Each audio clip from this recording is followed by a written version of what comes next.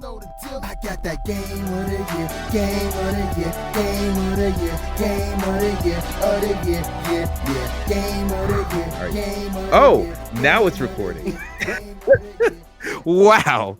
Okay, here we go. Hi, everybody. Welcome to yet another episode of the Players Club Podcast, Game of the Year, Part 2, coming to you, for you, today. Thank y'all for listening. Thank y'all for watching. Thank you all supporting. And we are VTU.TV, comprised of me, Emmett Watkins Jr., also known as DJ Spun61 on all places on the internet, who is also joined here by Graydon Webb. How you doing, Graydon? Hi, I'm Graydon. That's me. I'm that guy. I'm I'm happy to be here. Yeah, shout out to the That Guy song that Tyler the Creator put out. That was just a cover of a Kendrick song that came out a month and a half earlier. Josh Miller, you know all about that, don't you? Oh, that is right up my alley. Me, another compriser of VGDV. Absolutely. We call you the hip hop savant of VG.TV. God bless you. But you know who doesn't like hip hop at all and has never heard a hip hop song ever? Alan Muir. We're about to see if that's sarcastic or not. Hey, we want some New Day. I'll take that. Shout out to New Day. Now that they're turning heel and everything, I saw that little clip of them being like, hey, you're all booing because you don't like Kendrick because Drake won the beef, right? I really enjoyed that bit that they did a couple days ago. Shout out to them for that. And Topanga.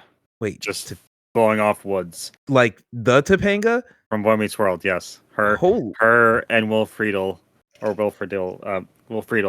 were at the Raw on Netflix, like the Netflix premiere. And oh my god. After Woods and Kofi got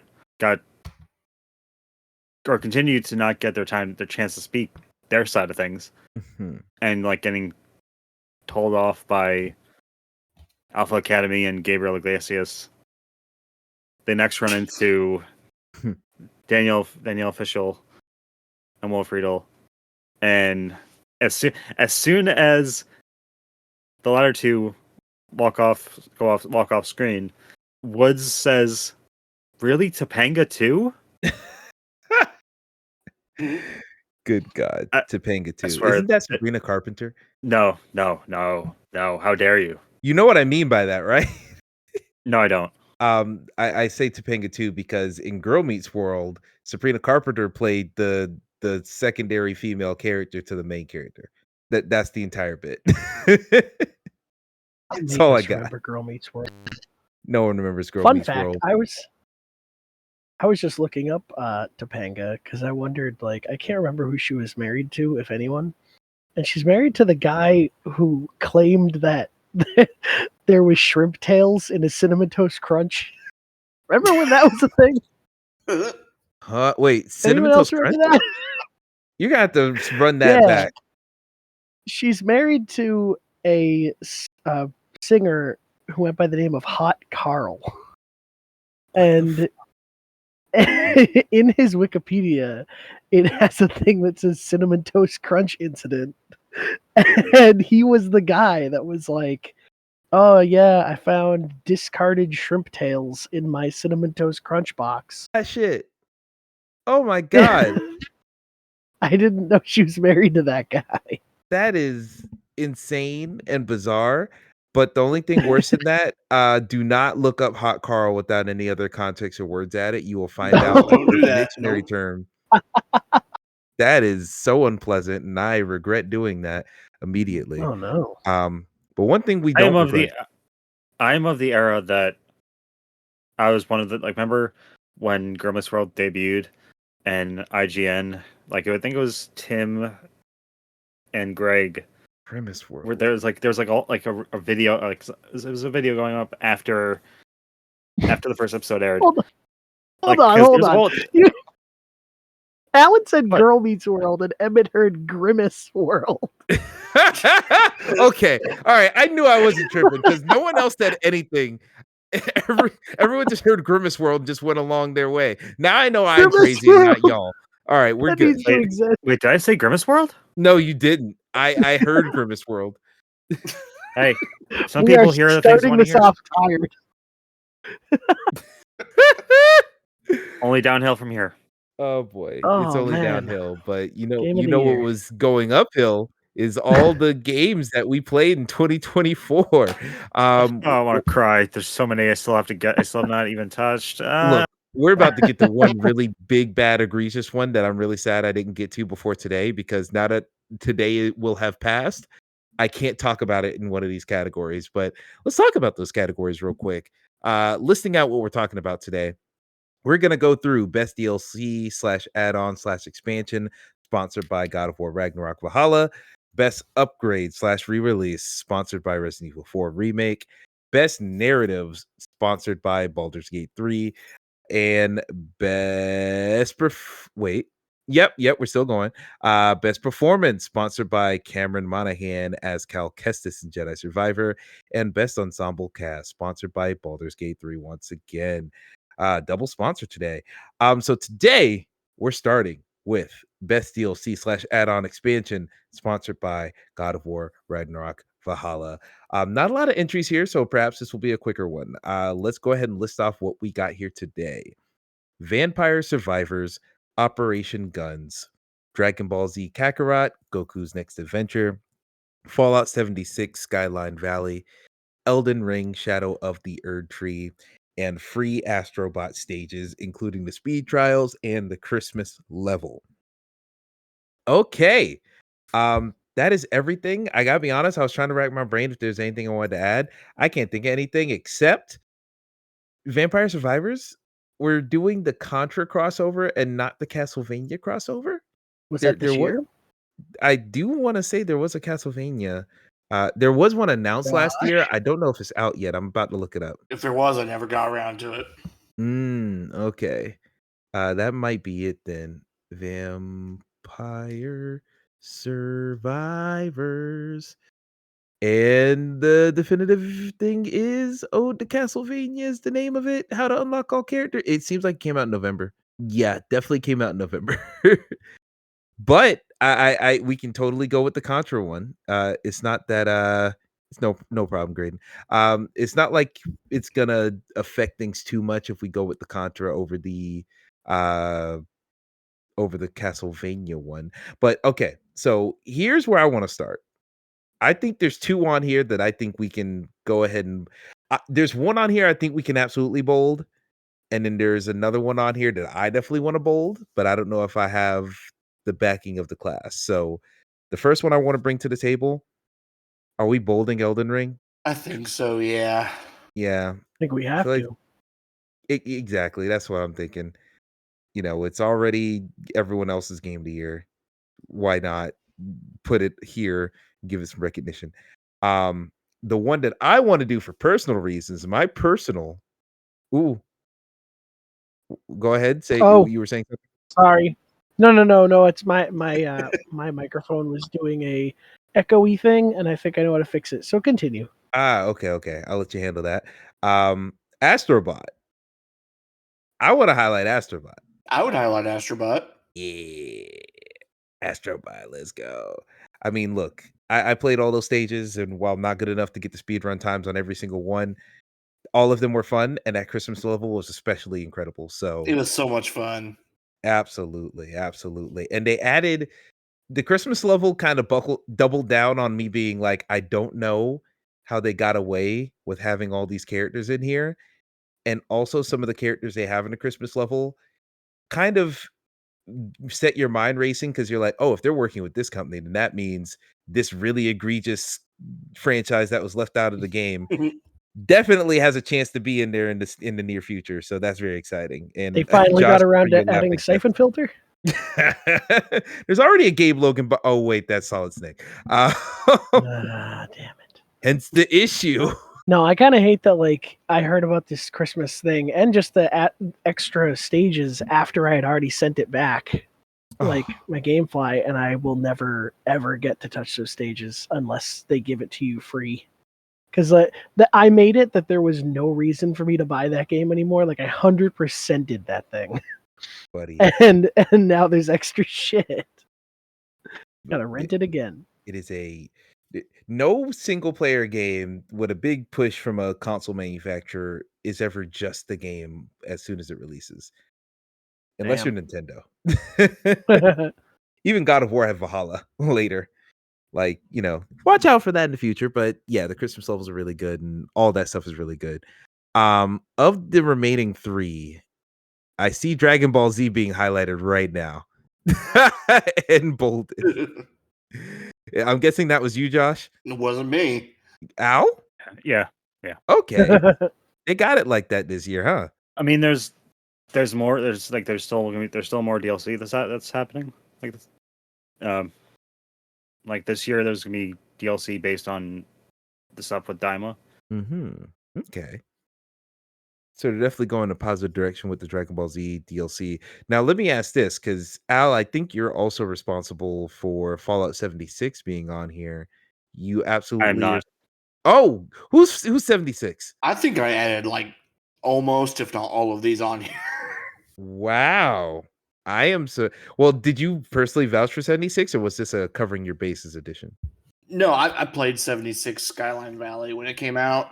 And I mean, it does add a whole nother section at the bottom of the map, and it has, new locations, new missions, and all that stuff. So it is like a new expansion that does give you more to do. And I mean, I enjoyed what I played of it, so I thought it would work on this category. Nice. And there's another, and ironically, another one, like another expansion for 76 came out like before the end of the year. So Yeah, I had to jump back in and try that too. I have not been back to 76 in quite a while. I picked the short straw and started playing it on the one console that doesn't have a high frame rate. So that's PlayStation. Aw. So I'm annoyed by that, but one of these days I'll get back to it. I started to save on Xbox and PC, so we'll see what happens. But yeah, Fallout 76, I saw that content as well. That looks very solid. It seems like the bottom of the barrel for this category is Vampire Survivors, sorry to say. I mean, fun content. I've played Vampire Survivors, so I understand how great that game is, but the Operation Guns DLC, for a game that is so simple, there's only so much you can do for it to not be simple anymore. So I feel like Operation Gun might have been just more of a cool thing rather than a transformative thing. Is that fair to say? yeah, Yeah. Okay. All right. In that case, how about I take it out back and click boom, it is gone. That was very dark. That's what you're getting late night recording, folks. We're getting dark here. So here's the other pet that we have. It seems like Fallout 76, compared to all these other 3, seems like that one can go out back as well. Wow, we're Yeah. done with the category? I mean, look, there was only 5 entries. No, Alan seems upset. What's up? Al, please speak your mind. No, I'm not upset.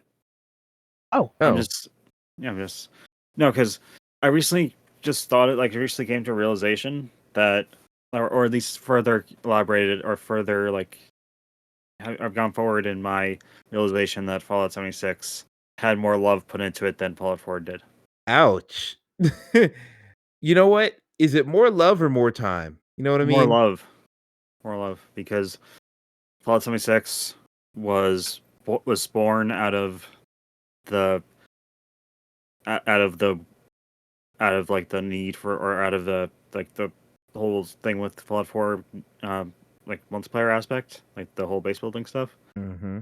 And Mm-hmm. it's obviously there's everything with the first half, or the first half of the game's existence, with all the problems and the Fallout 3 aspect of it, of being alone in a barren world. Yeah, that's And true. as I've been playing it, like, even further, there are explanations for certain things. There are like in-game explanations for why different things are the way they are. That did not there was barely any of that in, or that barely existed in Fallout 4 proper. Okay, I get what you're saying. So they're kind of like going back and justifying reasons that the game is the way it is through the lore of the game itself. Yeah, like I like at some point, like around some point last year, I was watching like before I started getting heavy into Fallout 76 on PC, and eventually subscribing to Fallout First, which I still am, still am. Respect. Or you're becoming There's a so local. much I've had. There's so much I've done, and I've barely scratched the surface. Like that is a game where I can actually justify losing myself in it, Hmm. as opposed to Fallout 4, where it's just like, Emmett, you know more than anyone here. Absolutely. How many times I've on a players club I've said, so I started Fallout 4 again.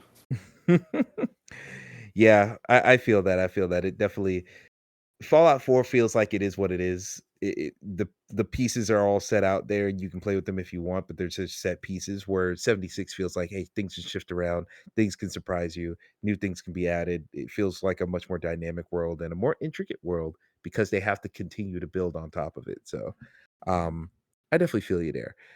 Uh, with all that being said, we're still taking it off, right? Oh yeah, of course. Yeah. R.I.P. We've fallen out of Fallout. Now we have 3. We have Dragon Ball Z Kakarot, Goku's Next Adventure, Elden Ring Shadow of the Earth Tree, and Astrobot stages that were free. How are we ranking this? Can I make a suggestion? Please. Elden Ring on top, Mm-hmm. Dragon Ball Z middle, Mm-hmm. Astrobot third, because free can only there because the amount of stuff you got with the free Astrobot stages compared to what you got with or what you get with Goku's Next Adventure is like It's like, is it a lot more with the Goku stuff? it's more than or it's not just more. It's not more. It's better than a lot of the previous DLCs. Okay. Fair enough. I will Okay. say with the Astrobot, I wish they were more like the original levels instead of like speedruns. If they like opened up whole new worlds for you to go into, I really wanted something more along those lines, like new boss fights and all that stuff too. I think that's why the Christmas level made such an impact for a lot of people because Yeah. finally it's not just zip through it and you get a character at the end. It's, hey, I get to take my time, explore, and tinker around these levels. Mm-hmm. And honestly, like I love that all these levels are free. I would absolutely pay $10, $15 for a whole new just world to open up and 5 levels or so in there to go dance around in.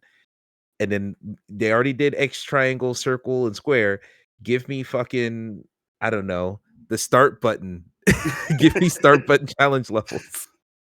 Like something like that. Like I would kill for that. So yeah, I think Astrobot's just getting started as far as its free content goes, but I do think it is really good.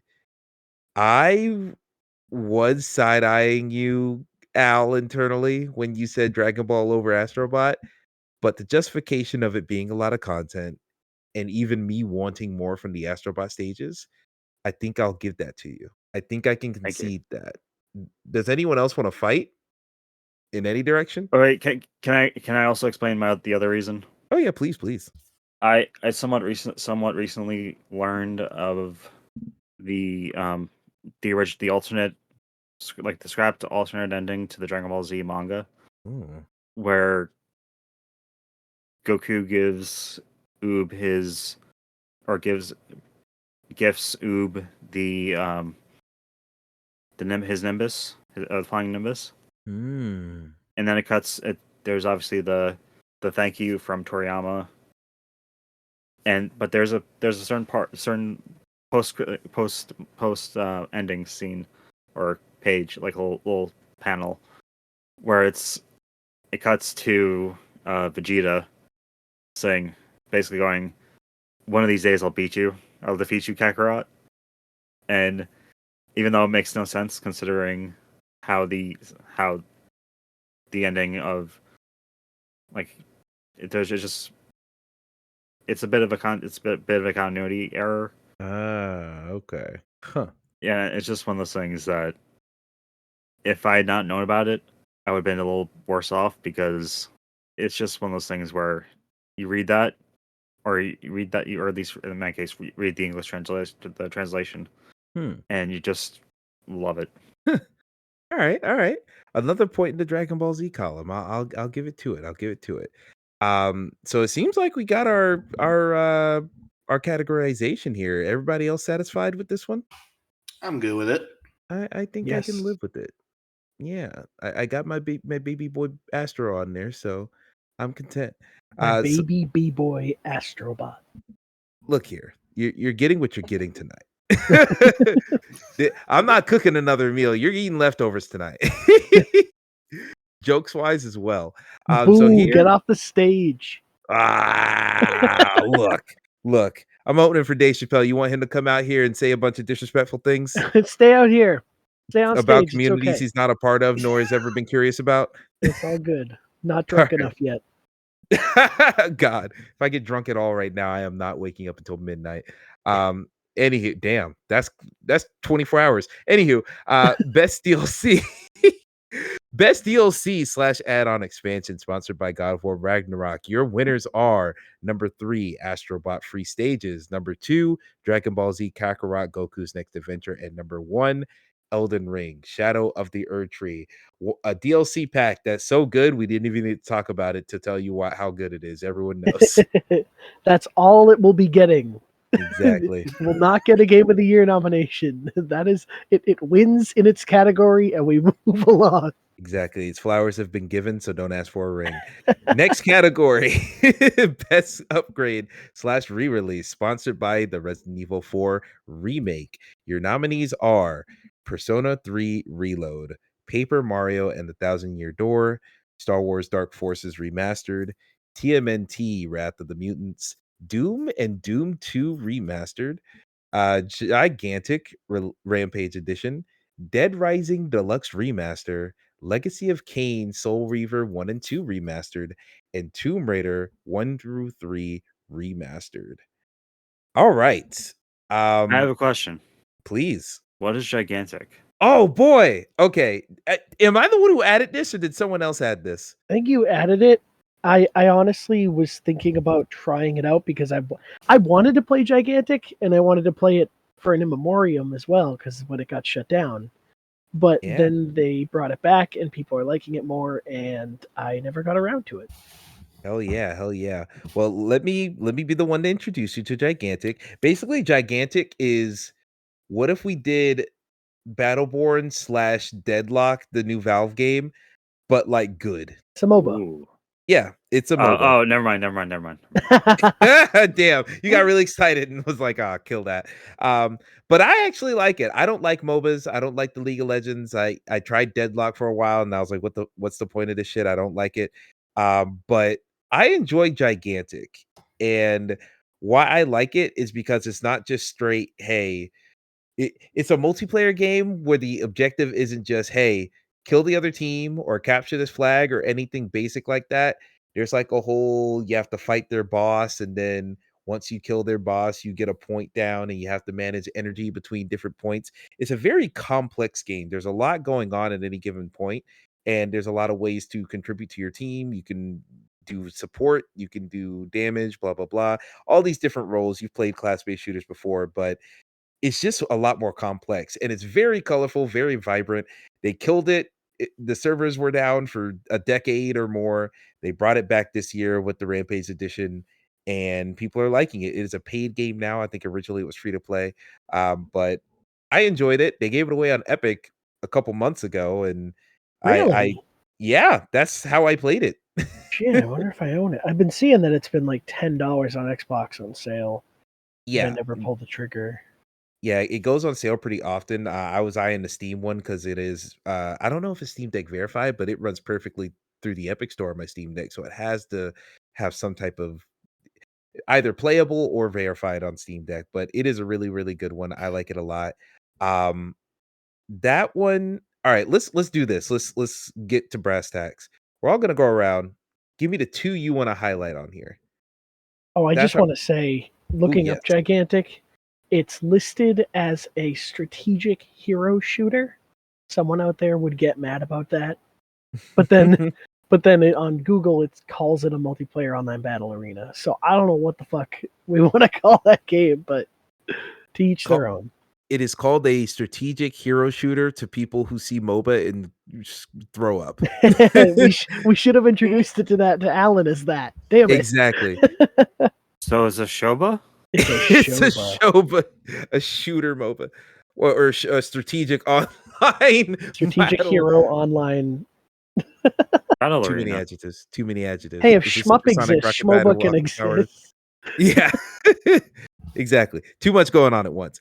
All right, so needless to say, I've already kind of spilled my guts on this. The two I would highlight is definitely Gigantic Rampage Edition. So I'm going to bold that. And I'd also, it's hard because I didn't play one. Go ahead. Can we take Dead Rising off of the list? Really? Why? Yeah. Because it's worse or not really in the spirit of the category? No, it's technically in the spirit of the category, but it didn't help that at launch there were a lot of technical issues that I don't know if they've been fixed, because I literally played. I was playing it. I played it at day one.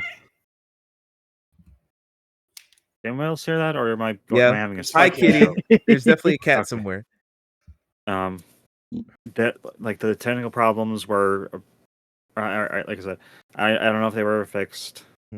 But the fact that you had problems should count against it. I wasn't the only one. If you went on the Dead Rising subreddit, there were a lot of it was not just me. It's like there were many people. Okay, and I'm taking your word for that completely, because as much as I have always wanted to try Dead Rising, and honestly, Deluxe Remaster seemed like the perfect way for me to finally get up in there with some more modern controls.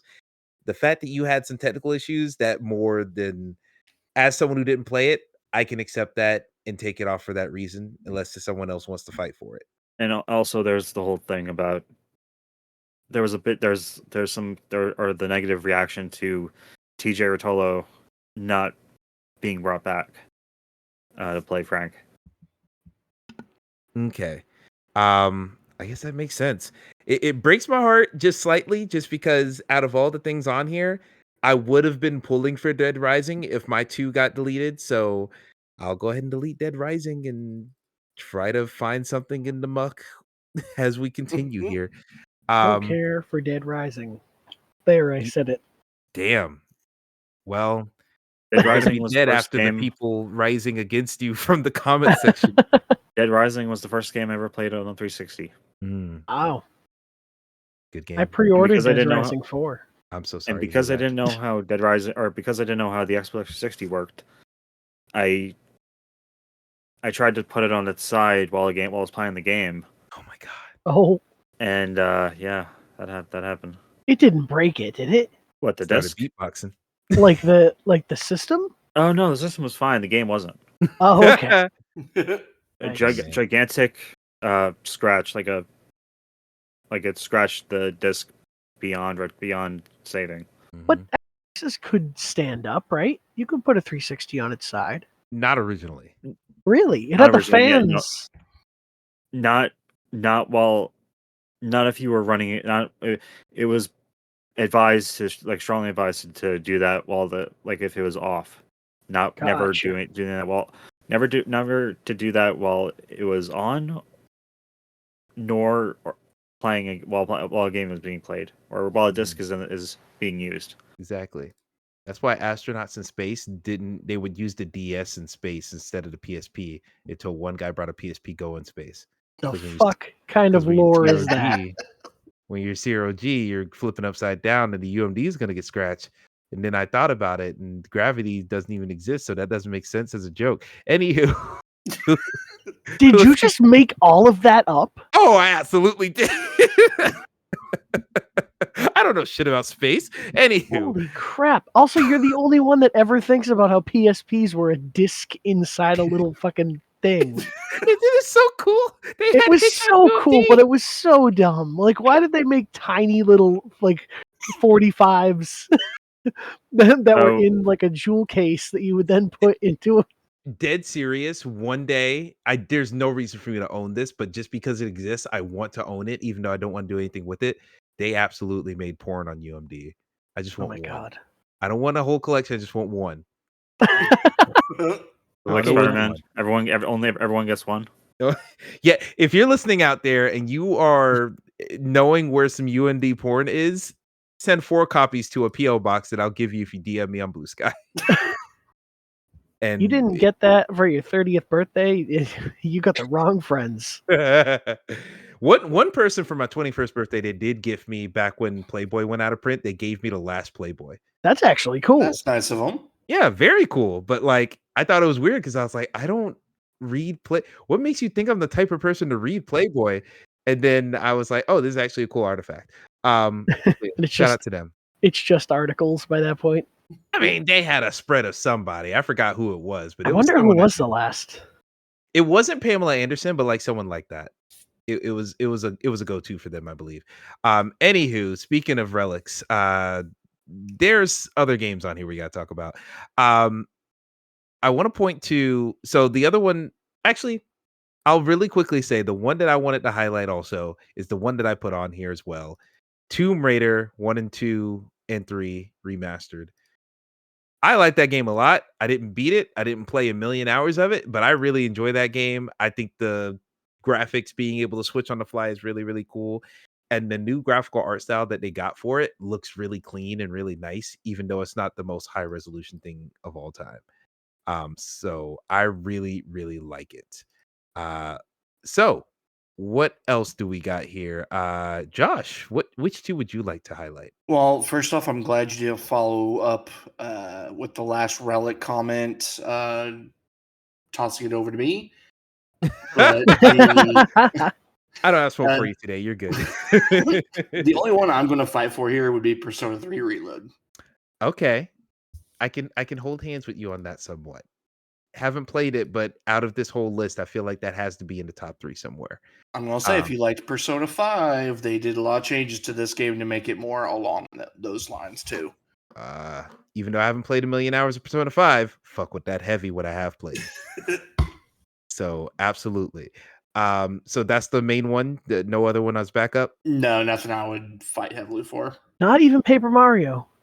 I don't feel like they did a whole lot to it. Wow. I mean, you know what? It's not necessarily that they have to do a lot to it. They But- did. No. It could just be, hey, this game is still great in this current context. And so here's a reward for it, even though. And I'm happy to have a remaster, a remake. Yeah. I mean, shit, look Eh. at Doom 1 and 2. Doom 1 and 2 is the same as the original remasters they already had out on all the systems, but just a little bit more modified and easier to mod and whatnot. Just a new port. Yeah, pretty much. It's just a new port. They gave it away for free if you had the game already. Like, Wow. yeah, you didn't need to do that. Here's my thing about Paper Mario. Mm-hmm. Despite me being the one, I think I'm the one who added it because I never got a chance to play it when I was younger. Despite owning a GameCube Mm-hmm. and owning a copy of the game like a decade later, that is somewhere that could be either under my stairs or in the walls. I will not elaborate. Okay. They're in the fucking walls. I was just about to say. After playing the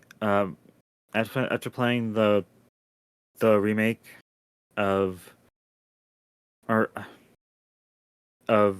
Mario RPG, Mm-hmm. it kind of ruined, like, just when comparing that game and the Paper Mario and 1,000 Year Door remaster or re-release. It kind of makes you wish that the game that Paper Mario had gotten the love that Super Mario RPG had got. Yup. Yeah.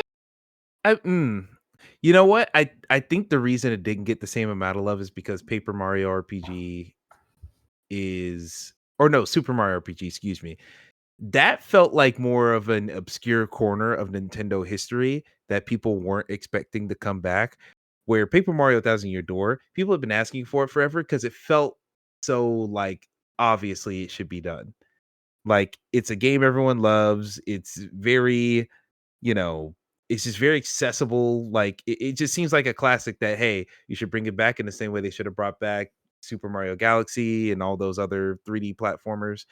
So when you talk about the RPG one, that one's a little bit weirder. That one's just not incredibly weird, but it's just like more of a niche title. So when it came back, it's more of a, oh my God, I'm so happy to have this. Where Paper Mario feels like, all right, finally it's here. You know what I mean? That's maybe the only reason, but I don't think that should count against it necessarily. In fact, Al, would you like to highlight Paper Mario? Do you have another two in mind? I would have, but I can't really. As I said, I never got a chance to play the original version, so I have no. This is pretty much the equivalent of last year with Tears of the Kingdom. Okay, so At least this time around, I'm aware of it. Okay, I respect you taking something for that. So the ones I do want to, the two I would, or I will, or I would like to be, bold, or highlighted. Dark Forces remastered. All right, night dive in this bitch. Let's go. And Legacy of Kain, Soul Reaver 1 and 2 remastered. Oh, I was wondering if someone's gonna get Legacy of Kain. All right. We got a ball game, y'all. Let's go. Now, Graydon, you got anything on here? Watch you be like, I like TMNT and Doom. No, I'll be easier with it. I did want to address an elephant in the room, though, because I think this is the first time we're really dealing with a category that we didn't, just like showing that we didn't play a lot of games this year. And the surprising, glaring exclusion from this category is Silent Hill 2. Damn, that's right. But none of us played it. R.I.P. Actually, it was on here, but I removed it because one, no one here played it, and two, it's technically there's if you know where to look in the game, it's technically a continuation of Silent Hill 2 from 2001. So Silent Hill 22? Oh, it's like a Final Fantasy Rebirth thing. Yeah, there's a you can find a note that says you've been here for over 20 years. 20 years. I remember seeing that. I thought it was like an Easter egg, but no, it was actually a really, really interesting interesting twist on the whole thing, like on that making it a sequel. Not even a sequel, making it a continuation of James being in a hell of his own making. Wow. I gotta play that game one of these days. Next year, we're gonna have a category that's just called My Bad. All the games that would have won Game of the Year last year that we didn't play in time.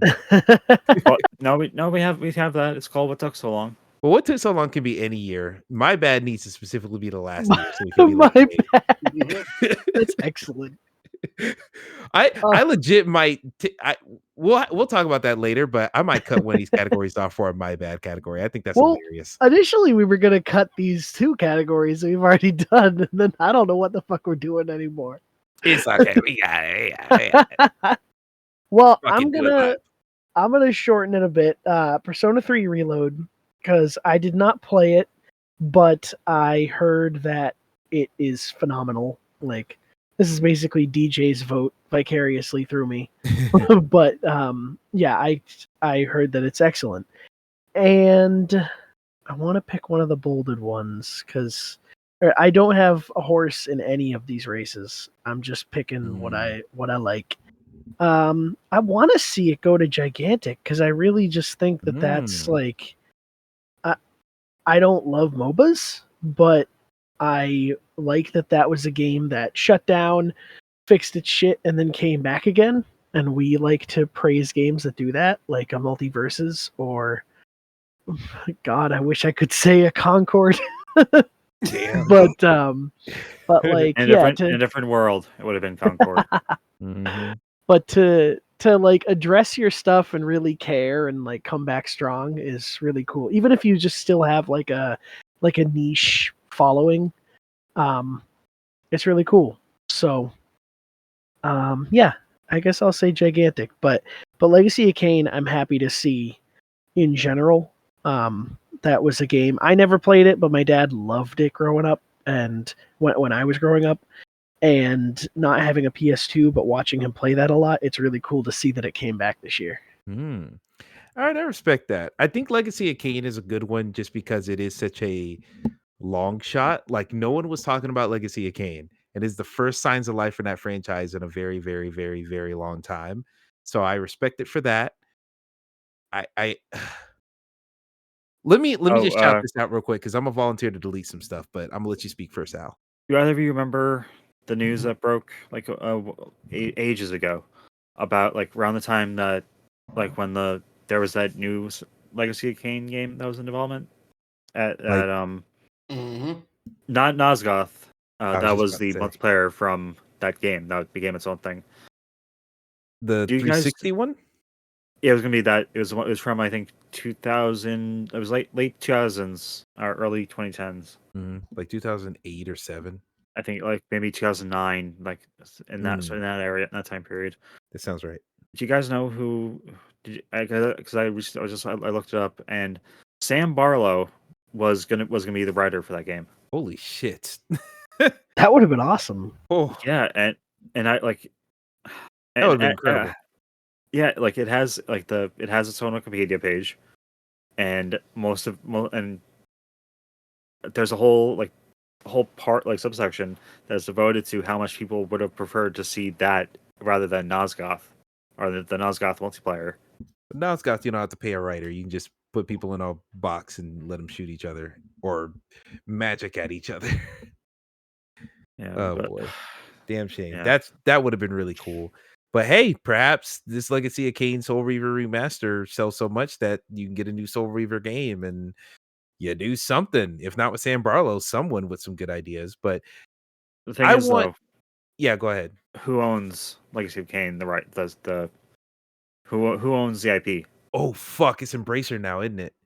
Yeah, Ah shit. Fuck, I don't know, fam. yeah, Mm-hmm. They killed Deus Ex. Hope is and low. that's why I was worried that based on the last episode, how like compared to like when I was talking about how Aspire's work, like their remasters can be either okay or like 50 feet into a hole, never to be seen again. Good point. And I could not believe that the game is as good as it is. And it has the one thing I wish so many other games would do, like the toggle feature Yeah, turn the like graphics on and off. yeah. Mhm. Except when I was playing it on my Steam Deck recently, I got confused because I didn't know which one was which. Like I forgot which one was the PS1 and which one was the updated models. I'll tell you what, you don't have that problem in Tomb Raider at all because man, those things look stark. But I totally get that. I think that's really cool. I would definitely want to have a game that does that on this list somewhere. Now let me do this. I'm gonna volunteer to hack off a couple things. The first thing I'm gonna hack off Doom 1 and 2. I think we know they're great remasters, good games, very underwhelming in the remastering department. So I think that's good to delete. Yes. Yes, Sure. Ooh, that's but a hesitant sure. I'm gonna delete I it. also yeah, I was gonna say at least I'm glad it does it did what the Quake what the similar thing that the Quake stuff did, where it had some of the preservation stuff, the game preservation, Yes. Yes, I and think that's really good. yeah, and the more we need that more, and I I'm probably gonna make a post on Blue Sky about this, but how have we not? It's been like Night Dive has been around for so long. How have we not gotten a remaster or an update like a similar thing with Clive Barker's Undying? Honestly, we already got the thing. I feel like the thing about Night Dive is they are really good at remasters and re-releases, remakes, and anything that takes a lot of like ground up art design work and all that stuff. That's a little bit more involved. We see how long that not Static Shock, what is System Shock? System That took Shock. a Yeah. that remake took a long time. So I think they'd like to do that again, but they probably need a little bit of a breather. Put out some stuff that only takes a couple months rather than a couple years. Maybe they'll come around to something like that. But even if that is the case, they got shit like the Darkness One on their plate. So we might have a while before we Wait, get what? around to Undying. Yeah, someone at Night Dive was like, it's on the list. Like Oh, at some point we want to try and bring back the Darkness One, and I would kill for that. So shout out as long to as they Night keep, Dive. as long as they keep Kirk Acevedo. Oh, for sure. I'm sure they would keep Is it- all the original voices and whatnot as much as they can. Yeah, because like his voice is perfect as Jackie, Mm-hmm. Yeah. That whole game and is like a gem. yeah, it's the great, like it's the last great Starbreeze game. Yeah, sad to say, but you're right. But hey, now they live again in the form of machine games. So speaking of machine, let's throw another thing into the machine grinder. TMNT Wrath of the Mutants. No one said anything about it yet, so I'm gonna just say it's gone. R.I.P. TMNT. Hardly knew ye. As Can't well wait as for Super that last Mario. samurai game. Oh, Paper Mario too. Yeah, we said a little piece about Paper Mario and shouted it out, but no one highlighted it, so it's gone. Now, of the games we have left, we have Persona 3 Reload, Star Wars Dark Forces Remastered, Gigantic Rampage Edition, Legacy of Kain Soul Reaver Remastered, and Tomb Raider 1 through 3 Remastered. I think it's safe to say Persona 3 Reload and Gigantic are staying on the list. So I'm throwing those at the top since those got mentioned by multiple people. We have to delete 2 of the following games: Star Wars Dark Forces, Legacy of Kain, and Tomb Raider. Now, I'm going to throw away one that I said I was riding for, something I added on the list, and also volunteer another one as the entire world breaks down. Oh dear God. Oh boy. Everybody all right? Yeah, let me go check on some. No problem. No problem. Take your time. While Josh is figuring that out, let me bring to the council. I really like the idea of this being Persona, Gigantic, and Legacy of Kain. I think that's a solid list. What does that take away from what I had said? That takes away Star Wars, and that takes away Tomb Raider. What was the one? Shit. You're trying to figure out like the ones that you had voted for. Oh, I guess I had said 3 anyway. So that's great. I'm Yeah. cool with that. That's the 3 I would have picked. Yeah, bingo. Hell yeah. Al, how you feeling about that configuration? Yeah, I'm good with that. Yeah. I think Josh will feel pretty good I do about want to it a little bit. apologize Oh yeah. that there was a game I was going to add, but I had no time to play it. What game is that? Just a quick shout out. It was another Night Dive joint. Killing Time? No, The Thing. Oh yeah, the thing. That came out like right at the end of the year, like 5 days left or something crazy. It came out actually, I think, like around October, like late October, early November. No, That they time- they that- announced that- it October. I want to say they came out in December. Hold up. Yeah, I gotta check my Steam stuff. Because I remember that came out like when it got announced, I was like, oh yeah, that's coming out like 2025. And then it got released like 2 months later, and I'm like, holy shit. Yeah, December 5th. December 5th, yeah. A big surprise to me. I thought that was a ways out, but That nah, is- it's here. is- yeah, I was surprised at how. Yeah, I was flabbergasted at how how it went from announced to just shadow drop, basically, more or less. Yeah, 20% off on Steam right now. It won't be by the time you hear this, but for everybody on the call, pick it up if I you want. already own 2 physical copies God bless you. of the original. Of the original. Still, what the hell? 2? Yeah, because I thought I lost one. You know what? That's fair. That's fair. that's why I own so many like Xbox 360 and Xbox original games. I assumed I lost them. One for playing and one for framing. Yeah. Welcome to Play and Frame, the digital retailer where you play your games and then we frame you for arson. Anywho, I'm just Jesus. saying shit now. No, never mind. I don't want to. Not now. No non sequiturs. Josh, are you back yet? I'm back. All right, so I'm gonna bring this forward to you as well. How you feel about Persona 3 Reload, Gigantic, and Legacy of Kain being the Sure. 3? Yeah, I like having Legacy of Kain on there. me too. I think it hits. I think people are very happy to have that game at all. Real quick, we already deleted Star Wars Dark Forces. I will shout that game because I did play a little bit of it. Very good, solid remaster. It's actually holds up kind of well. I'm surprised by that, and it's another solid night dive game. They make great games over there. And also, I'm deleting Tomb Raider right now. We don't make chill kind of grounded art style climbing games enough anymore. I know we got stuff like Jusant and Karen's about to come out, but before those, if you just wanted to like very calmly just climb a bunch of shit, you couldn't do that in a lot of games. Yeah, we have Tomb Raider, the reboots, and yeah, we have Uncharted, but you're shooting shit for half that game or more. Bring back these chill, just climb some shit and relax games. So yeah, I was really happy to have Tomb Raider this year, but we deleted it in exchange for these 3 games. Are we happy with that configuration I propose? Persona, Gigantic, Legacy of Kain. In that order. I'm good with that. Okay. Going once, going twice. And we're sold. We have our winners for the category of Best Upgrade / Re-Release, sponsored by Resident Evil 4 Remake.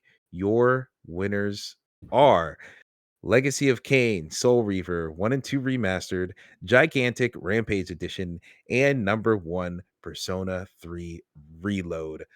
On to this category, and at the end of the category, I'll tell you the game that I tried to play to get on here and will forever regret that I didn't get around to it. Best Narrative, sponsored by Baldur's Gate 3, the top best stories of the year. Your nominees are Still Wakes the Deep, Indica, Dungeons of Hindenburg, Star Wars Outlaws, Dragon Age Veilguard, and Tekken 8. And my biggest, hugest, largest regret, I did not get to finish 1,000 Times Resist before this category came up. I just know that game's gonna hit. I beat chapter 2 nights ago, and I've been so overworked. Yesterday and today were supposed to be my days to just run through 1,000 Times Resist, and I worked all day instead. Yeah, I was wondering what that was when I saw that pop up on Steam. Yeah, dude. Oh my god. 1,000 Times Resist is so cool. Nothing about that game other than it's the second coming of Christ and I have to play it. Like, All right. I don't know anything about what that game even is. All right, while I do that, let me add something here. But I'm gonna take it off as soon as I put it here. I'm also adding to the nominees of Best Narrative of the Year, Mouthwashing. And I'm adding that so I can use that as a framing device to just explain to you what 1,000 Times Resist is, and then slide past it because I can't fight for it all that heavily. Because I'm the only one who played it, and I only played like 3 hours of it.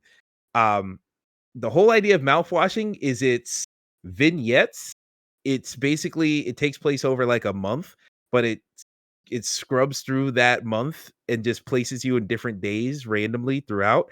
And it's basically, hey, it's Amazon, but it's space Amazon. So y'all are like you're basically like truckers. And so it's like 5 people on a ship and you're just hauling a big shipment of something to some place in space.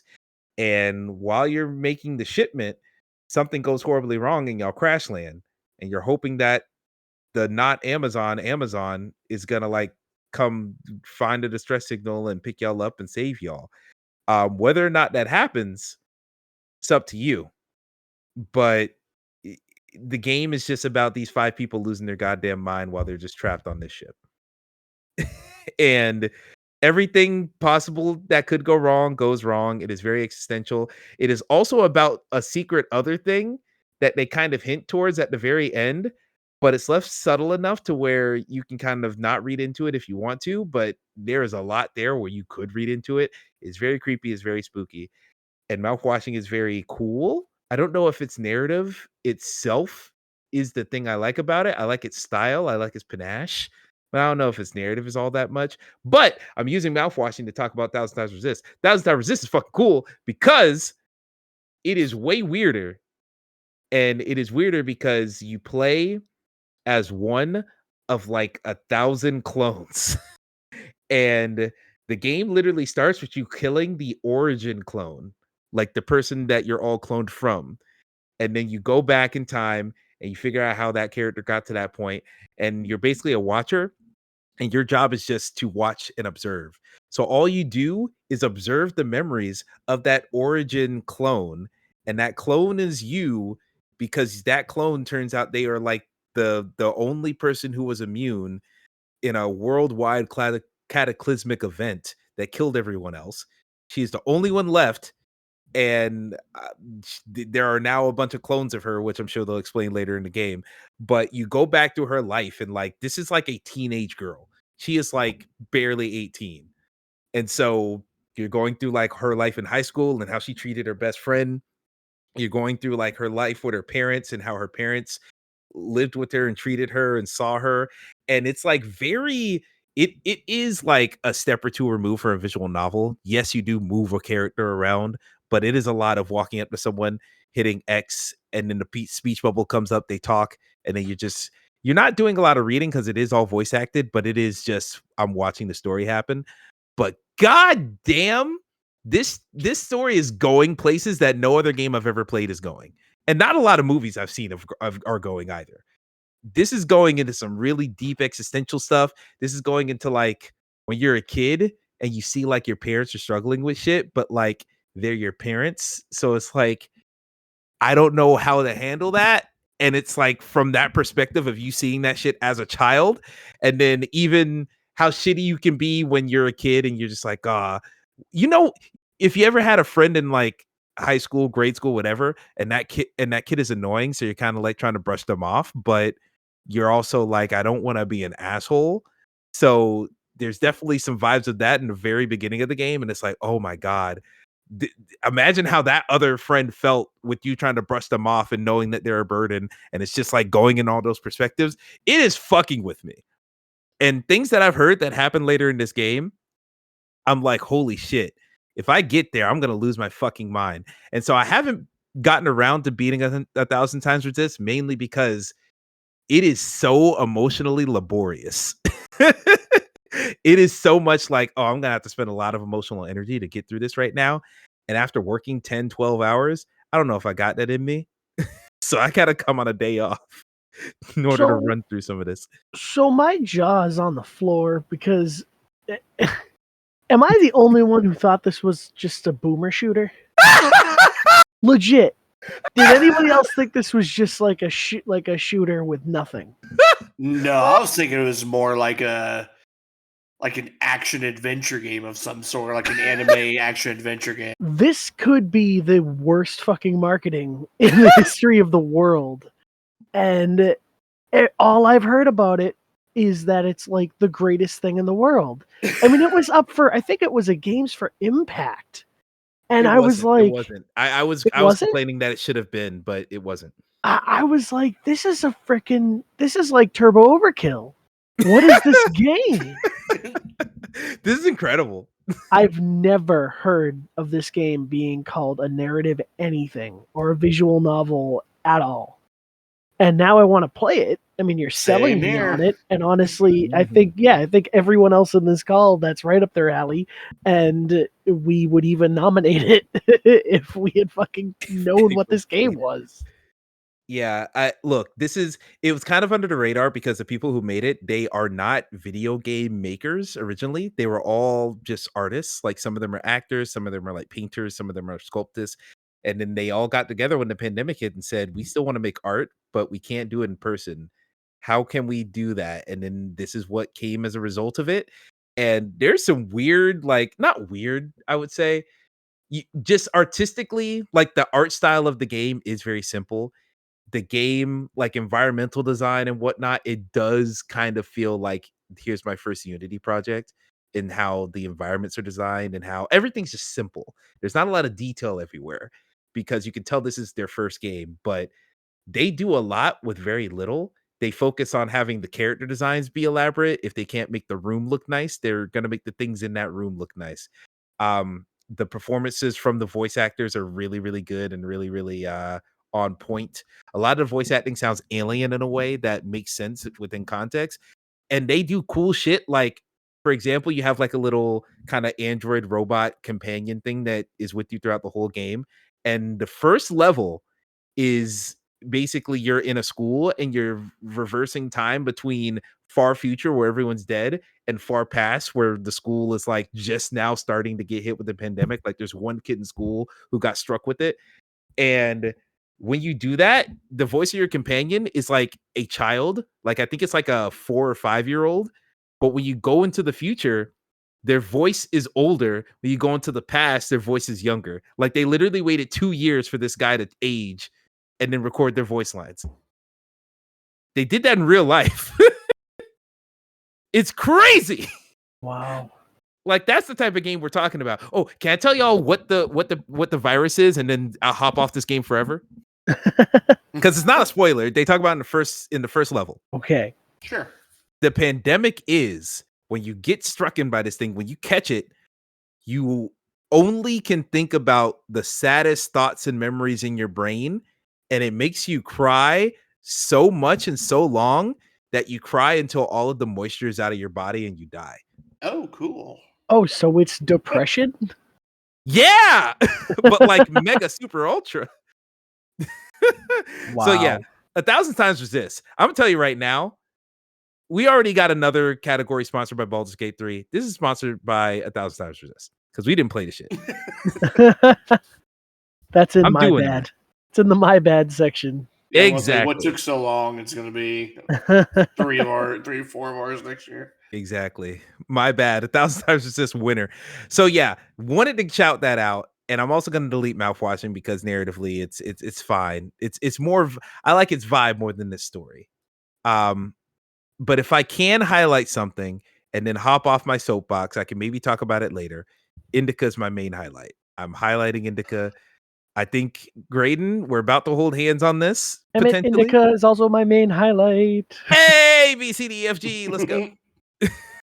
You know, I hate to say it, but I think that if we swallow a bit of pride, we can just get the top 3 right now. Oh, fuck. What is I the pride? I think we could probably hear me out. I think we could probably end up saying Indica.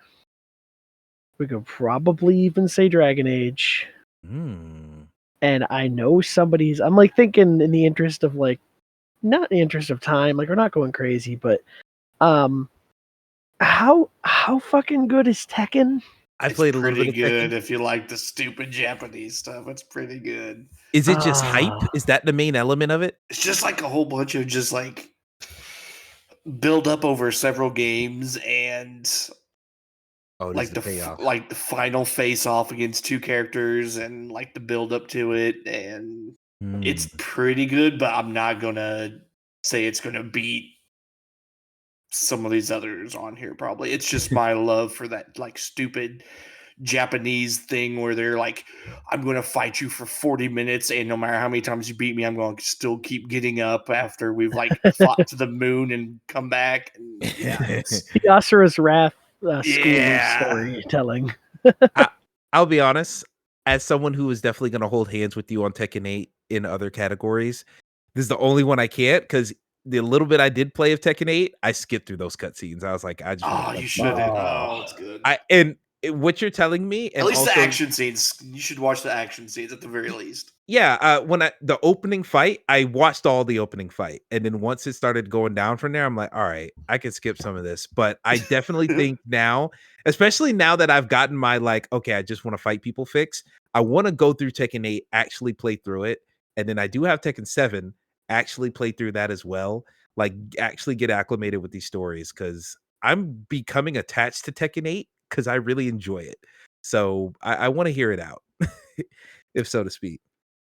Yeah, Tekken's one of like those few fighting games I can actually like get into. So, Yeah, but yeah, I don't think it's gonna beat any of these other ones on here. I'll go ahead and delete it for now. Sorry to say, but we love you, Tekken, but we'll come back around. Go ahead. So then I'm looking and I'm like, Still Lakes the Deep. I like it. I have not finished a story, and I don't know if it's going anywhere that's going to be incredibly jaw-dropping. Not really. It's kind of like it's basically what you would expect. It's just Okay. the thing on a oil rig. Cool. I definitely am looking forward to finishing it, and I will before it leaves Game Pass. I really enjoy that game, but I just think I don't know. But listen, guys, listen. I didn't get Here to we Dungeons. fucking go. I didn't get to Dungeons in Hinterberg, and I really want to. I really want to, but fucking. I really like the story, okay, about Outlaws. I really like it a lot. Yeah, you fucker. I think it's really good, and like you put it in Best Fumble, and I put it in Game of the Year, and I hate that this is how polarizing this game is. And like, if you could just give me a little bit of a layup and maybe underline Star Wars Outlaws for me, put it in third place or something, and like just say it's good. Though I will say, and I'm not trying to shit on things, but I have heard people say that Dragon Age Veilguard is not the best Dragon Age, nor is its story like very good at all. It's just a therapy simulator. that's how I've heard a lot of people describe it. It's just listening to a lot of people complain and then giving your feedback. So I don't know if it's a great story, and I mean, if you want to put Outlaws at second place, I'd love that too. Let me say this. I have not played Outlaws or Veilguard. Al, I think you have played Dragon Age, so I'm gonna open up the floor to you in just a second here. But I want to say what I've heard of Veilguard is that it's not that the story is good. I've heard that the story itself actually pays off pretty well. I've heard that the characters, I heard that that's the issue. What I've heard is not that the characters are bad, but that the entire game is like it's the narrative and characters itself is gamey in the way that it is there to serve the player, where the characters aren't independent of like, oh, I have my own independent wants and needs. It's like, so player, what would you like for me to do? Yeah. Like that type of vibe, which is hits for a lot of people and hits when you really need it. Sometimes you just want the game to do what you fucking want. You don't want complex characters like that, but it has a But purpose. for a best narrative, we kind of want complex characters. For me, I'm looking at there's about Indica is definitely on the list. We're I think I'm locking that in, god damn it. But there's one, two. I don't the thing about Outlaws, yes, people didn't like that game. I feel like one of the only things it had in its favor is the narrative and characters.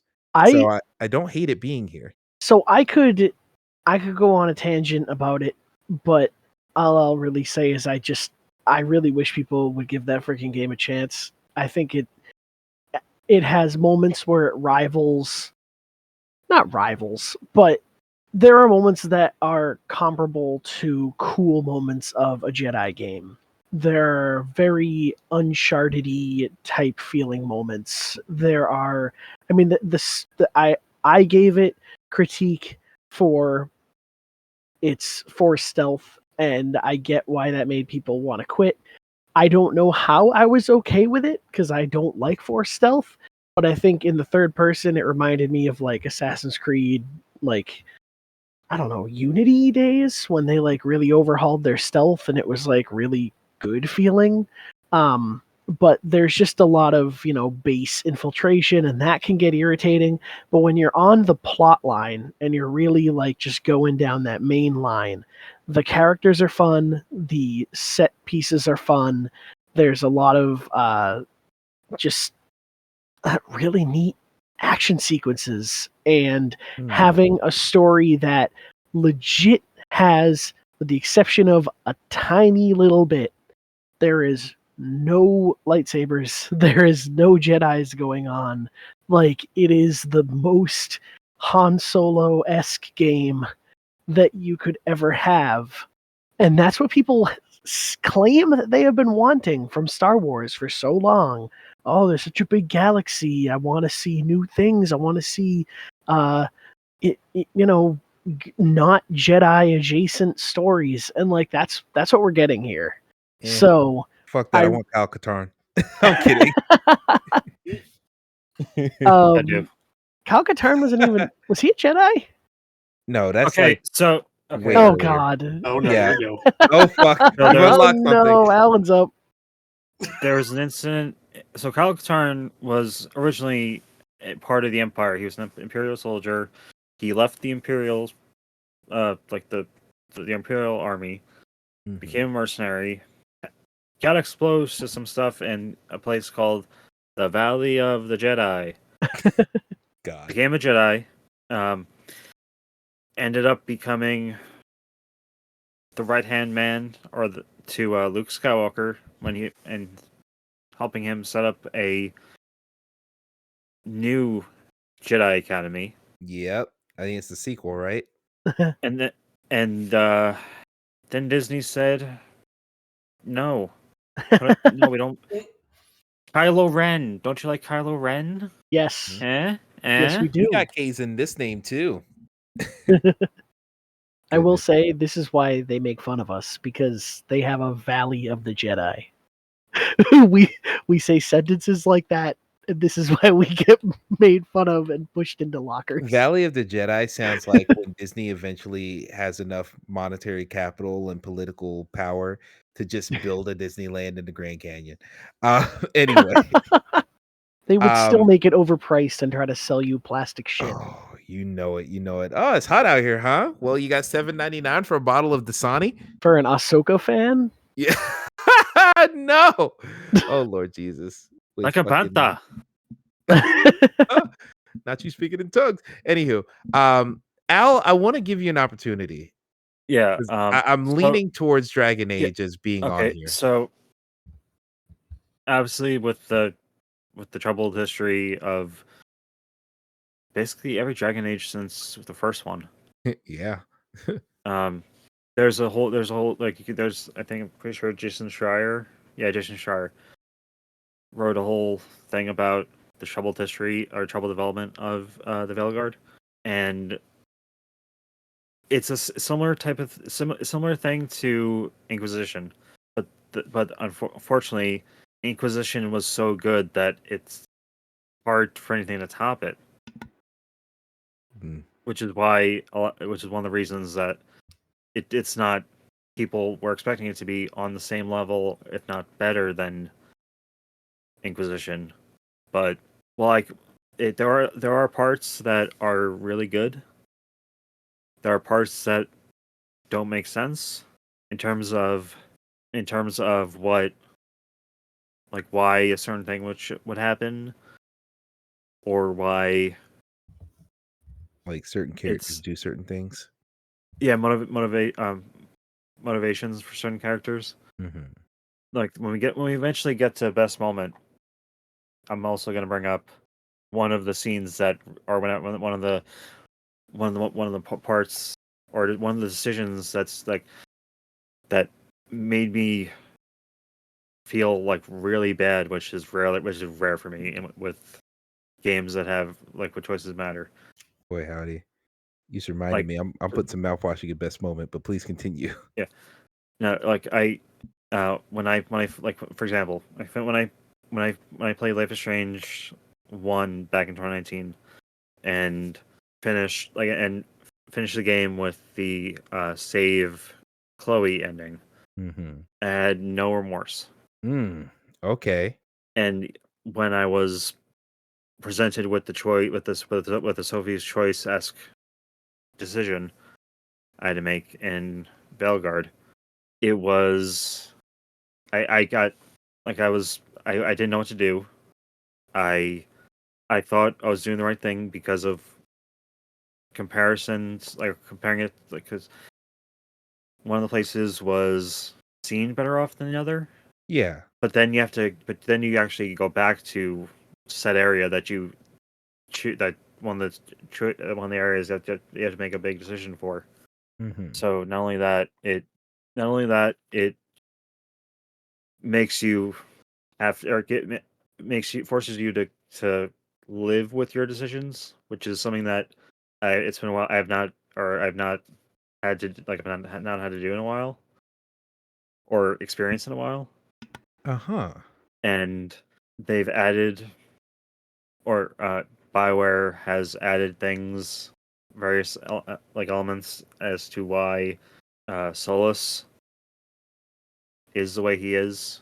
I did wonder about that. I wonder how they were going to justify it. Yeah, there's a certain there's actually I don't know why, but it was. So spoiler warning. Okay. New release gain spoilers. Let's go. Well, the game came out in October, so it's 4 months. yeah. Eh. So there's after the prologue of Dragon Age Railguard, you're traveling in an area called the Crossroads, which is in the Fade. Yeah, Bone Thugs, gotcha.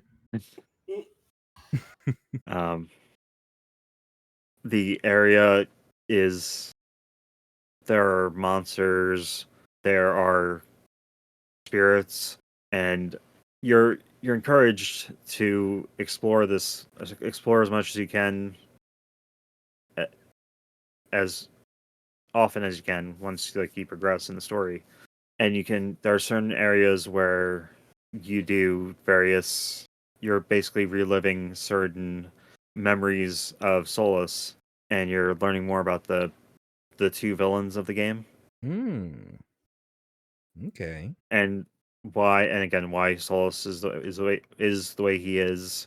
What happened to him to warp his view of things.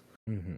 And I was going to put this in best moment, but because it was more of a funny thing than anything else. It's just that you guys have seen what Solus looks like in Dragon Age Inquisition, right? Yep. Egg.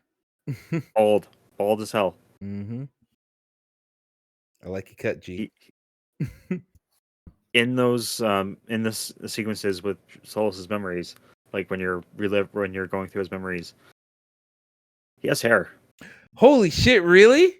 Yeah, and it is some crazy stuff. Oh, I hope he has like an afro. Or like sister locks or something. I'm going to go through my captures and see if I have a picture of it, any pictures, because there are multiple points where I just hit the capture, like take a screenshot and just filled it up. Yeah, but all that said, What game back? It's okay. Hi. Oh, you God. missed that Solus had hair in the past. What? Yeah. So no, I feel so bad that I left like in the middle of Alan trying to like explain why my pick isn't right. TLDR, it's not Dragon Age Inquisition. It's Dragon Age Velguard is not on that level. It's what I said it would be after I first played it, which is it's what Dragon Age Inquisition was to, or Dragon Age Velguard is to Dragon Age 2 what Dragon Age Inquisition was to Dragon Age 1.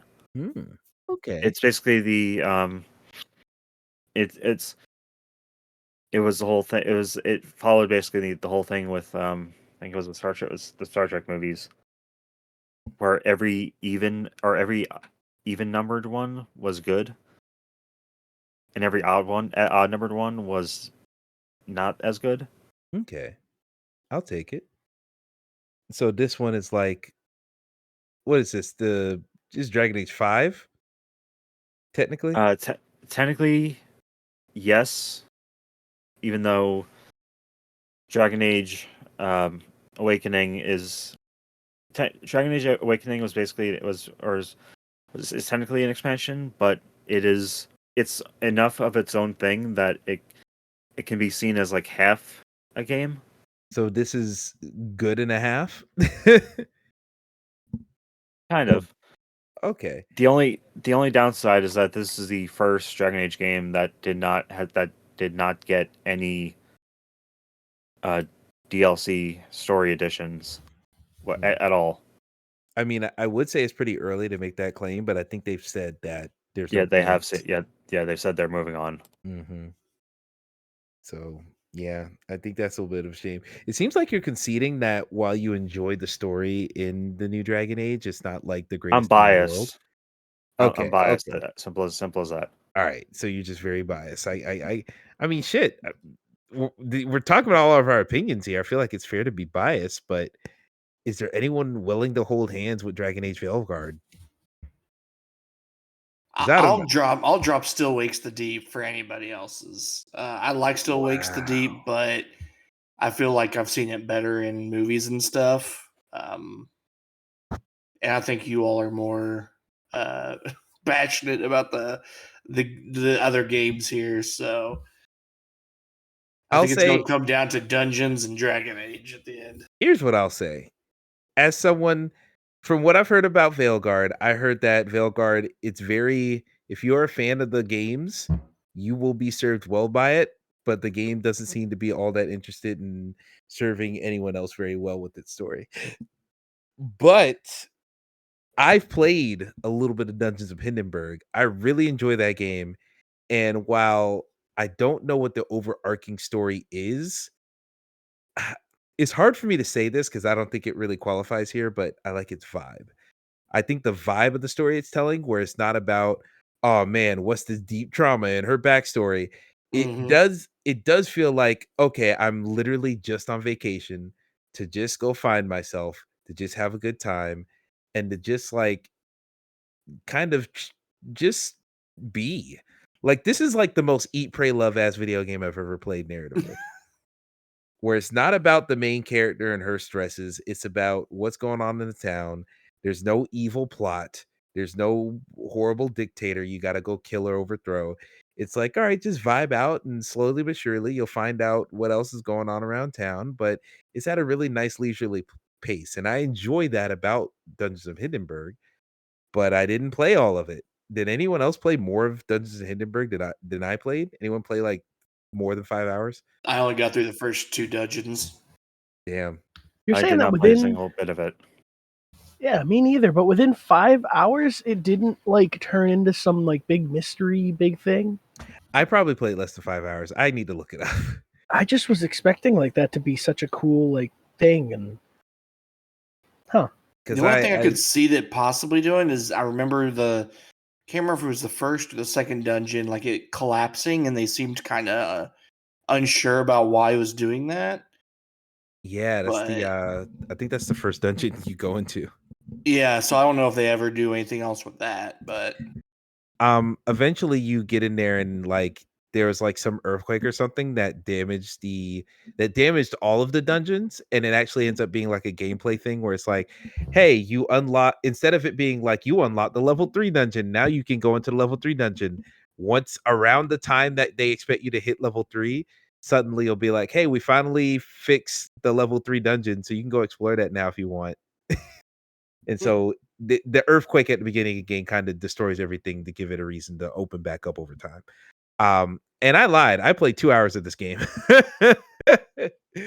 So okay, that technically is a game I could slot into the best narrative that I recently did finish. What might that be? Space Marine 2. You know what? I like Space Marine 2. I did beat it. The story is not the thing I remember about that game. It's not the thing I care about when it comes to that game. But do you ride for the narrative hard enough to want to stand up for it over Veilguard specifically? It's more love was put into it than Veilguard. Damn. Whew. That feels kind of harsh coming from you. All right, here's what we're gonna do. I'm gonna drop a hot take. It's not gonna stick with it. But if I had to go based on episode 1's experience with Life is Strange Double Exposure, I would have nominated it. God damn it. That's crazy as hell. But you'll hear the rest of that soon. Fuck. Here we fucking go. All right, so Josh, you've already volunteered to fall on the grenade of Still Wakes the Deep. If it's between Dungeons and Veilguard, I think Al's passion despite the flaws of Veilguard, probably outweighs my I like where it's going-ness of Dungeons, where I haven't played that much. I think that would be accurate. Yeah. So everyone, I'm gonna delete both of those. I just deleted oh Jesus, not Star Wars. Messed up the typing there. I just deleted Still Wakes the Deep, and now I'm deleting Dungeons of Hindenburg. Right now, we got Indica, we got Star Wars Outlaws, and Dragon Age Veilguard. Do we like that order? Yeah, that's good because the other thing I should have mentioned, despite my feelings on Dragon Age Veilguard, I've put in over 20 hours. I mean, isn't that like half the game? Healthy chunk. No, that's not even scratching the surface because I've been ironically going in and trying to do a completionist run. Oh, okay. So you're really trying to do everything I can. So that does say something about where my conscience where I want things to go with the whole thing. I mean, I'm gonna keep it a buck. Even then, percentage wise, you still have played more of that game than I have of Dungeons. So I'm gonna let you have it. Real quick before I say our winners, Graydon, we didn't talk about it at all because it's just so obviously the winner of this category. Tell the folks about Indica and how much it fucking rocks. Yeah, no, about Indica itself. Hell yeah. Well, we don't have to like spoil shit, but like, why is the narrative so good? It truly is one of those games that you want to go in blind on. I mean, seeing the trailers for it probably got all of us into it. I know that it got Alan into wanting to try it too. Yeah. And it's just like, I don't know. I played the demo first for Indica, not thinking that it was going to be ultimately what it was. Excuse me. And the demo followed you basically like the bike segment through like the dog chase.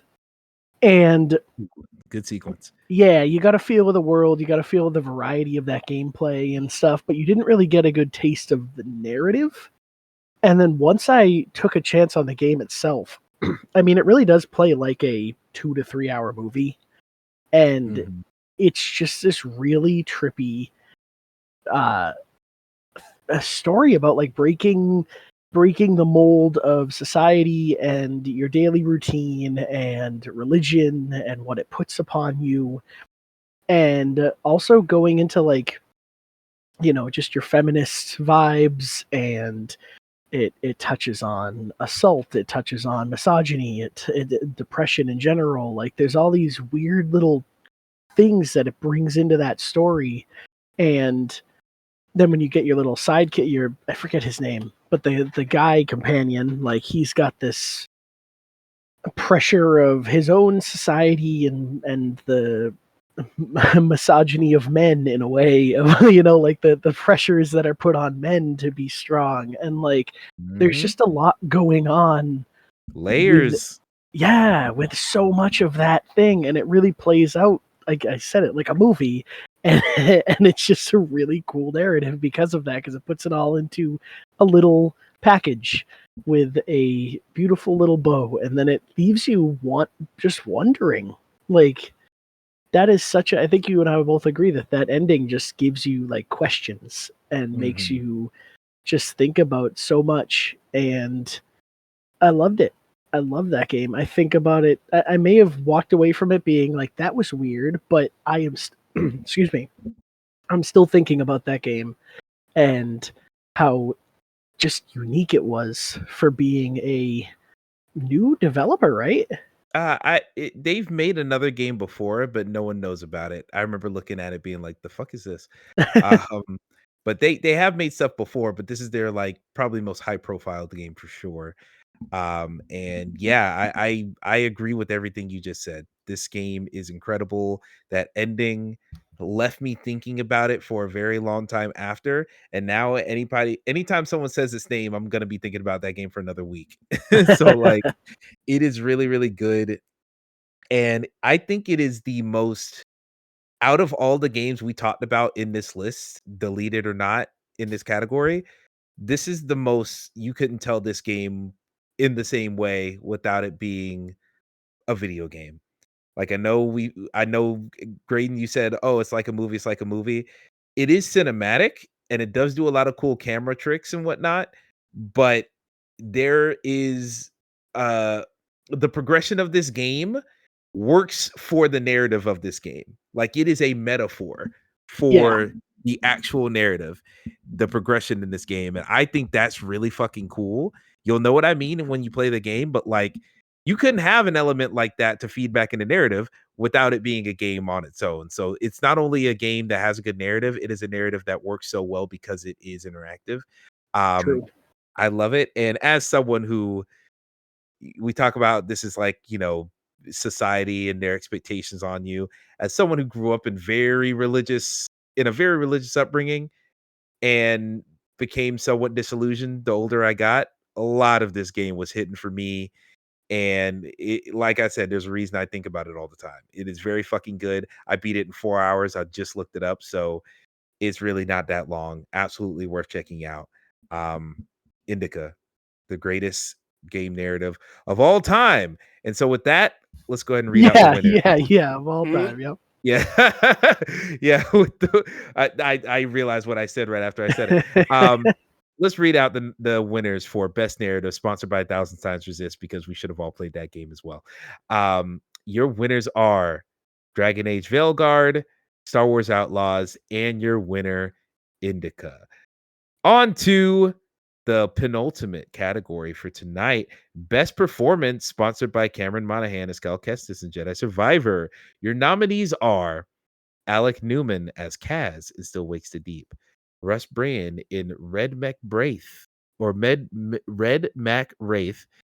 Banishers, Ghost of New Eden, Ji Young Han as Bellaria in Dragon Age the Veilguard, Anastasia Diakyuk in Indica as Indica, Humberly Gonzalez as K Vest in Star Wars Outlaws, Brian Bloom as Varric Tethras in Dragon Age Veilguard. I'm using my phonics tonight. I'm sorry, Brian. I'm sorry for listening to this.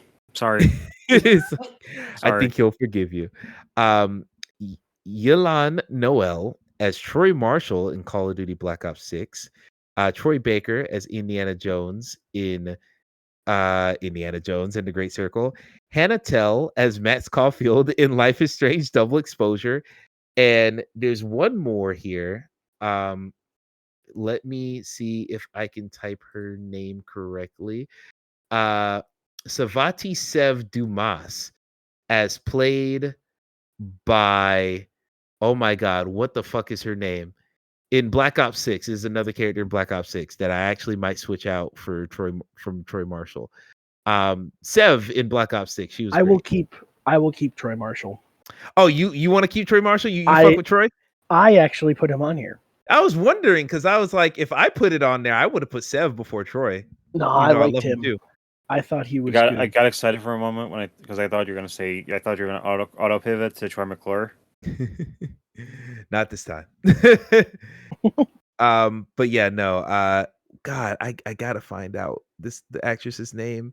Why did they make it so hard to find? What on all the wikis? Don't list her fucking military occupation in the game, but no one wants to list her fucking name. Come on. Tell me why you like Troy Marshall while I'm looking this up.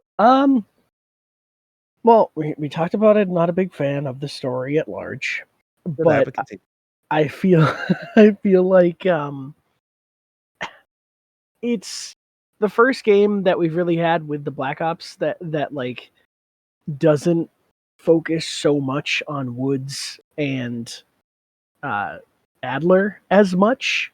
Like you have these other characters that are really good. I like that ensemble cast of people. Even the like demolitions expert guy who's like Swedish or something. Yeah, with the gloves. Yeah, like they're all pretty good. And I don't know. I just thought Marshall did a really good job. He's like arguably the most emotional one out of all of them in terms of like getting angry and putting on a good performance. And I don't know. I was very impressed by his range. I'll say it like this. I like Troy Marshall because in a lot of Call of Duty games, you always get one character, one black character specifically, that has that vibe of like a good old Southern boy in a non-derogatory way, where he just seems like you go to a family reunion and he's dapping you up as soon as you come in. Like Troy Marshall comes in, he's like, "What's good, man? Hey, get this man a Michelob." You know what I mean? Like he just has a very like he has a warmness to him that in a military game is like he could just be a cold-blooded killer, because really all these people are, but like he could just be portrayed as that, but he just has a warmness and a able to keep he's the glue of this entire group. Woods Yeah. is very antagonistic. Who's the guy that looks like Robert Redford, the mysterious CIA guy? Adler is kind of an asshole and very far away from everybody. Adler's just an anti-hero. Adler Like, is an anti-hero. He's basically a villain, low key. Yeah. And then Sev has a lot of emotional scarring, so she's far away from everybody. And the Swedish guy, he's also kind of a damaged goods, so he's very introverted. But Troy is the like big personality that keeps them all together. I like them centering this game around a charismatic black guy, because Black Ops and Call of Duty in general hasn't done that. Usually you get one of them and they're dead the next mission, or they're just not in the next mission. So like I like how he's here the whole time and he's a major player. So I really like that. I will say real quick for Sev, I just like her because she is, even though she does have some scars, she does play around a little bit as the game progresses. She gets more comfortable with the group and gets more comfortable with the team. And I also like how she is like a not Renaissance woman. She can put on any type of costume, any type of disguise, and fit insanely well. Like the first time you encounter her, she's like very rough, very like, "Hey, I'm just here to get the shit done. I don't care how I look. I don't care anything." But then half the missions you're in, she is like gorgeous. She's like, "Oh yeah, I got these hair plugs installed. I'm gonna kill them tonight." Like she is like dressed out in the nines, and she just transforms a lot throughout the game, but she remains that hard edge the entire game. And I really think that's cool. And just seeing her open up throughout the game is really cool as well. So I really like Sev. Now we've talked enough about Black Ops characters. Graydon, you tell me if I'm wrong. Should we delete both of them and then fight for them in Ensemble? I'm okay with that. I Yeah. think they're a really good ensemble. I mean, we just talked about other characters too that kind of prove the ensemble itself works even harder. Indeed. Yeah. Indeed. So yeah, I'm gonna take off both the Black Ops characters as soon as I added Sev, all that time and effort. But Karen David, you did great as Sev. I love you. Can I question one? Please. Josh, I want to know what brought, because it was like the first one to be put on, and then I played like half of Still Wakes the Deep, and I was enjoying Kaz as a like as being my protagonist. But what makes him a great performance to you? I have to like really dig through my brain to remember. You gotta wake up what's deep in there. Yeah. Oh my god. I don't know. I remember just really liking kind of the back and forth that actor kind of had to go through with both the memories of who he was trying to get back to, along with the horrors that were going on the oil rig, and then just like the friendliness among all the other people there, except for the head honcho that he hated. I just thought that he kind of worked well through like all the different kind of emotions and everything to at least leave a mark for me. I'm not going to say he's going to be top 3 here, but at least at the beginning of the year, he was the one that just kind of left an impression with that game. Leaped off the page. Yeah. I feel you.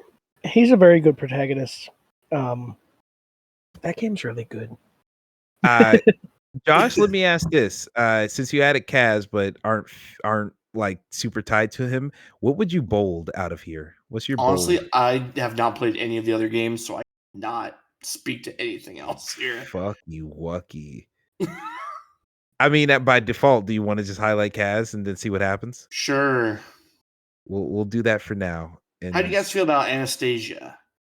As Woo! highly as you spoke up that game, I would be interested to keep her on there. Graydon, you mind if I go off a little bit? Yeah, please do. I think Anastasia's performance is really strong because unlike a lot of these performances, it is almost all subtlety. It is not it is not how she's doing it, and it's not even what she's doing, or shit. It's not what she's doing, it's how she's doing it. Because she doesn't get a lot of like long monologues. She doesn't get a lot of like big character moments where it's like, hey, it's me. It's like it's the difference. Leonardo DiCaprio, when he won his Oscar, he didn't win for fucking Wolf of Wall Street or Titanic or any of these big iconic roles where he's doing the big acting. I'm screaming, I'm crying. The John, what's his name? John Candy, the guy from Django. It wasn't one of those performances that won that Oscar. It was when he couldn't fucking talk half the movie in The Revenant. I was gonna say, not to cut you off, but I was thinking it when I was like, oh, what was his name? Troy Marshall? Yeah, Troy Marshall. Yep. Sorry, I saw Troy Baker and I was like, wait, The Troys. They're coming. When I was like, oh, he's got a great range because he got angry, I was like, I shouldn't have said that because I recently saw a video that was like, what makes good acting? And I mean, yeah, like acting is not just being able to get angry or being able to get sad. It is so much more than that. And it's really just how you can convey a message. Yeah. And I'm on the track. You continue to speak, but I am on the track with what you're saying. Yes. And I'll also give you credit for the Troy Marshall thing because I saw what you said and I heard that and I just translated in my head to he gets passionate. He is very passionate man, which Yeah, I think that's you can good. tell through his actions.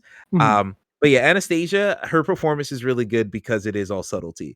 She is a nun. She is not a brash, bold personality, but you can still you can see the inklings of her internal strife through how she acts throughout the game, through just her animations as she's walking, through how she talks to people, through the words that she chooses.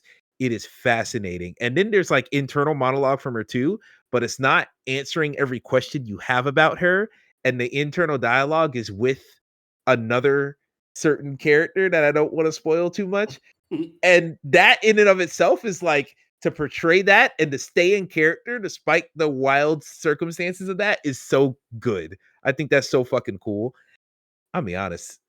I low-key want to put Indica at the top, but I will highlight it. I will just highlight it right now.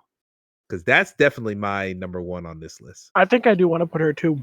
And sorry, I unmuted with a mouthful of food. That was horrible of me. It's fine. You saw the opportunity, you jumped. I I understand. think if we were in a world that was like, oh, that woman who won best performance, the Hellblade lady, Melina Jurgens. she won. I'm fairly certain she won for the first Hellblade. Yep. At the very least, she got like praise for it. She If we were hoping to, if we lived in a world where it was like, we can't reward her again, but we can reward someone who's very similar, I would go and reward Anastasia for this because I feel like she does a very similar performance with the Hellblade as Hellblade, where it's like internal struggle. There's not really a moment I don't think where she like breaks down and cries, though the world wants her to. And I feel like it's just very much conveying that emotion through just the way she acts. And it like you said, it's a lot of subtlety and it's really good. I'm with you on it. Yeah, holding hands in the indica. I love it. I love it. Al, let's circle back. What is one that you definitely want to highlight? I'm looking at 2 or 3 of them that I think are you, but I'm gonna wait until you speak. Because I gotta be honest, I'm looking at Ghost of New Eden and I'm thinking, Oh no, that's a me thing. oh, that's you. Yeah. Okay. Ah. Oh, Ellen. Oh, okay. No worries, no worries. It's all good, Al. We'll come back around. We'll come back around to you. All right. Al had to drop out for the night. Are you okay if we keep going, Alan? Yeah, are you?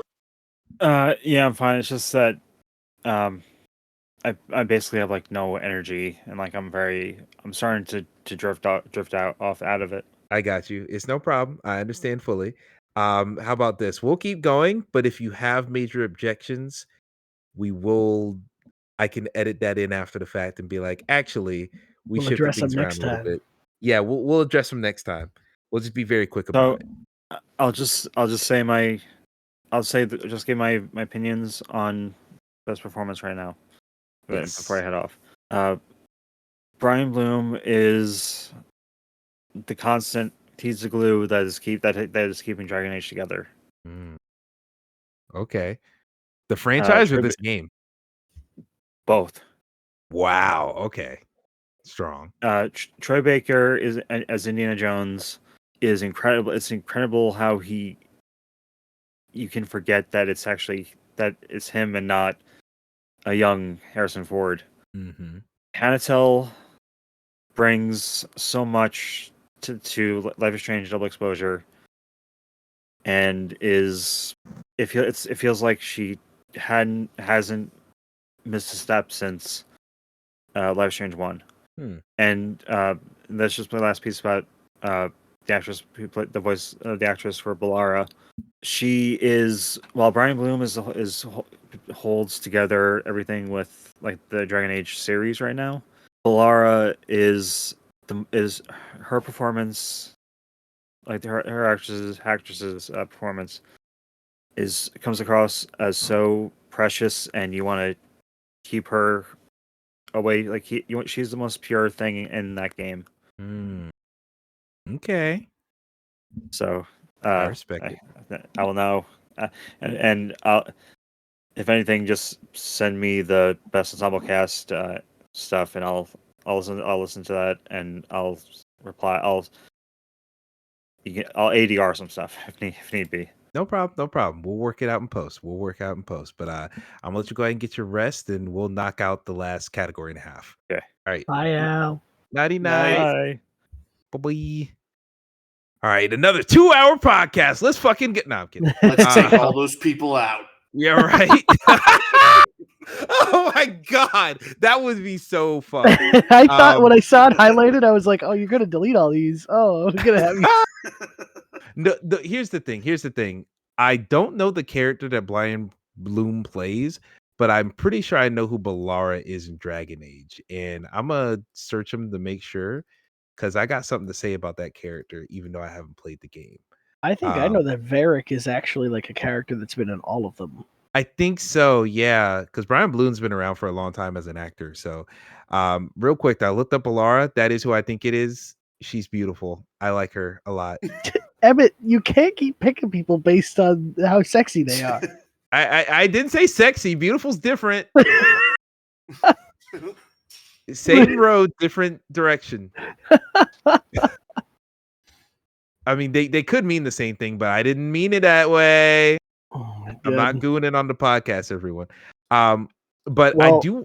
If we're playing that game, Red McRae's pretty sexy, and I want to put him. No, I want to weirdly kind of put Troy Baker on a pedestal. I hate I hate doing that because that guy doesn't need to be on any more pedestals. But from what I've seen of that freaking performance, it's uncanny how good he is. He is a fantastic mimic. Yeah, and like I know that they don't like they're using animations of old, like what am I trying to say? Yeah, like he looks like old Indy, but he's got to be motion capture going on, and even then, just like things that he does to emote like him, like it's just very similar. Like it looks amazing, and sounds amazing. I haven't played that game at all yet, but I don't know. I think that he deserves to be up there. And go ahead. I was gonna say I can hold hands with you and Troy Baker. In fact, in my ideal list, I think Troy Baker is like number 2 for me. Yeah, that's kind of where I'm at. I don't want to knock down what Alan said, but having just played that episode 1 of Double Exposure last night, I initially felt like Max didn't feel exactly like the Max I remembered.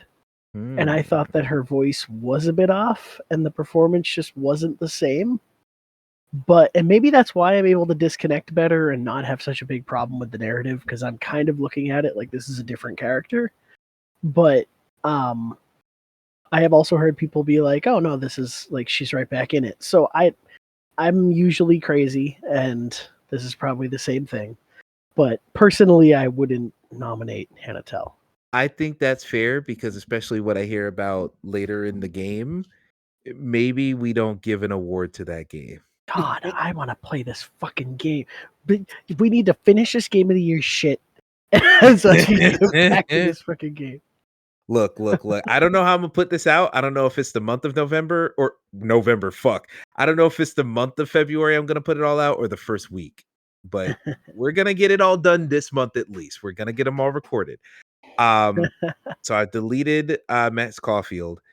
I'm leaning towards Anastasia, Troy Baker, and then like one of the Veil Guardians. That's what I'm leaning towards. And it's not even that like part of me is like, all right, I want to make sure Al has a chance to be represented here. But I'm also like, yo, we haven't talked about Kay Vess from Outlaws. We haven't talked about Banishers Ghost New Eden, which I kind of want to hear a slight pitch of Banishers. Not the game itself, but just his performance. Well, we can get rid of KVS, I guess. She was actually nominated in the Game Awards, and rightfully so, because KVS is just a really fun character. She's just very similar to a girl Han Solo, just a sarcastic smuggler. Plays it really well. I do have a problem. My biggest problem with Outlaws is that the animations can be like really fucking weird looking, and like so like I'm saying that in terms of like seeing how she like emotes and does all of that stuff. Like she tries, I think, but the the animations are really bad in that game sometimes.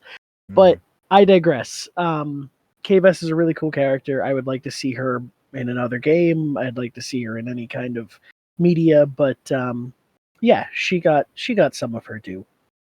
And Banishers, yeah. Before you go on about Banishers, I just want to say, who's the girl who's gonna be Snow White in the new movie? Oh, fuck! I thought that would be what known is her immediately. name? No, the West Side Story girl. Yep, Ziegler. Rachel Zeiger. Yeah, Rachel Ziegler. Thank you. I just needed enough dots to connect. Rachel Zeiger and Humberly Gonzalez have the same smile. That's all I got. Really? Just looking at like I was like, who is Humberly Gonzalez? I feel like she's in stuff. And sure enough, she was in Ginny and Georgina, which I did watch a little bit because an ex of mine watched it.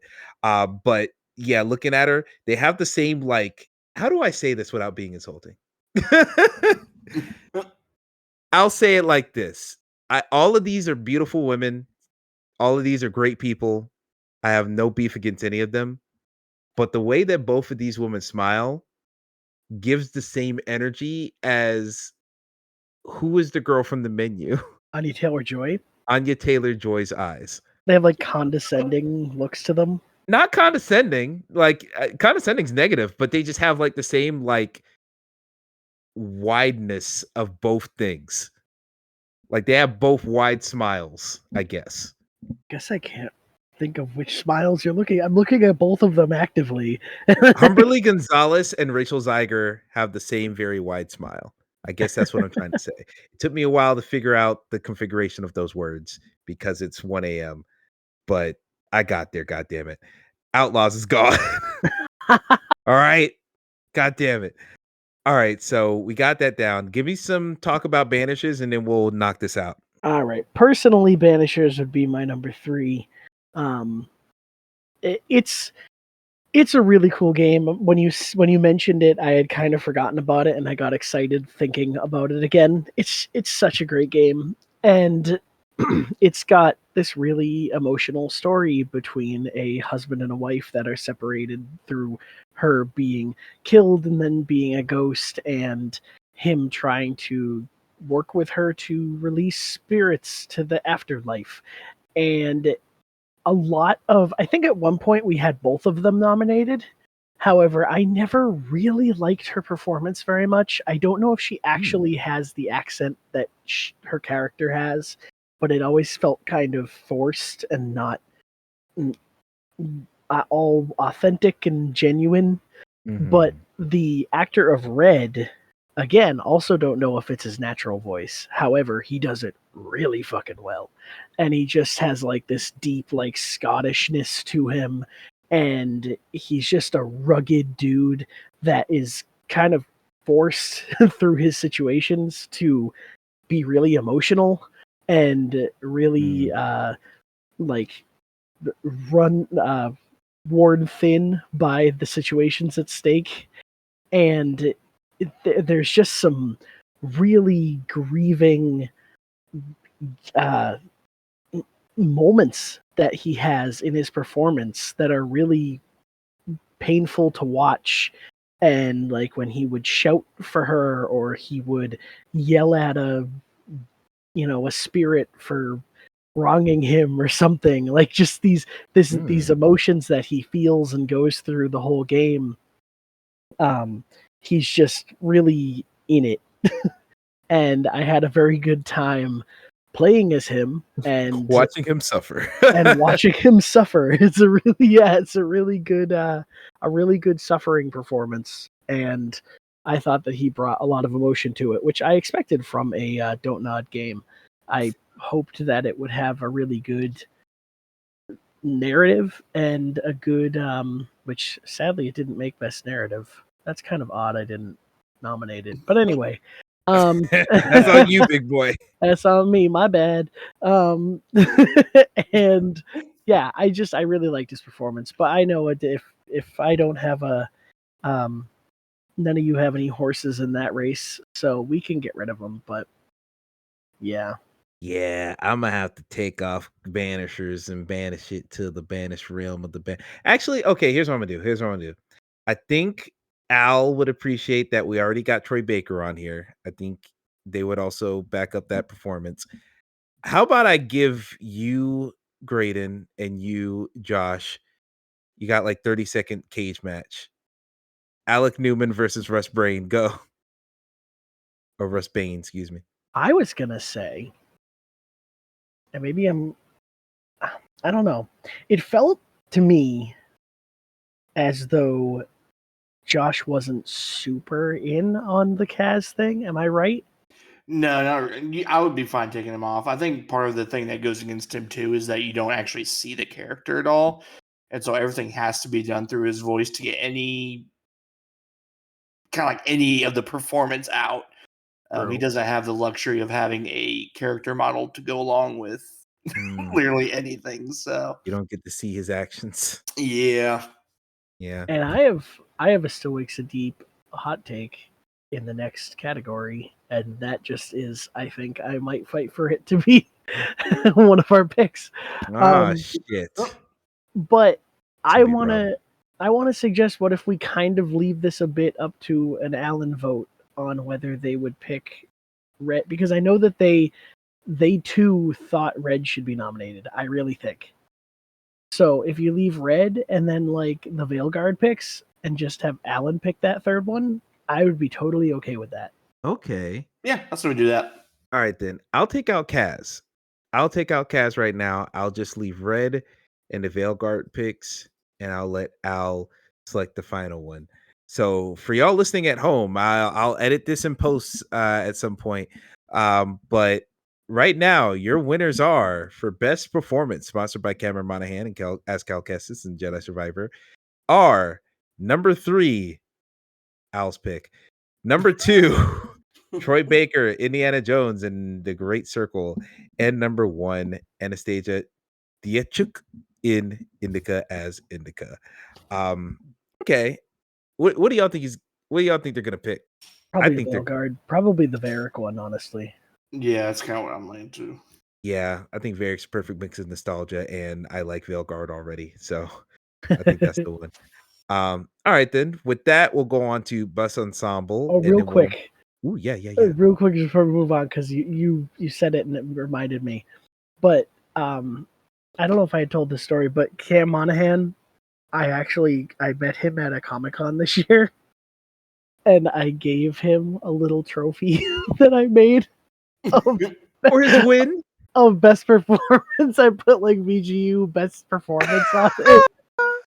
How did he react? He was just, I don't know, he said thank you or something.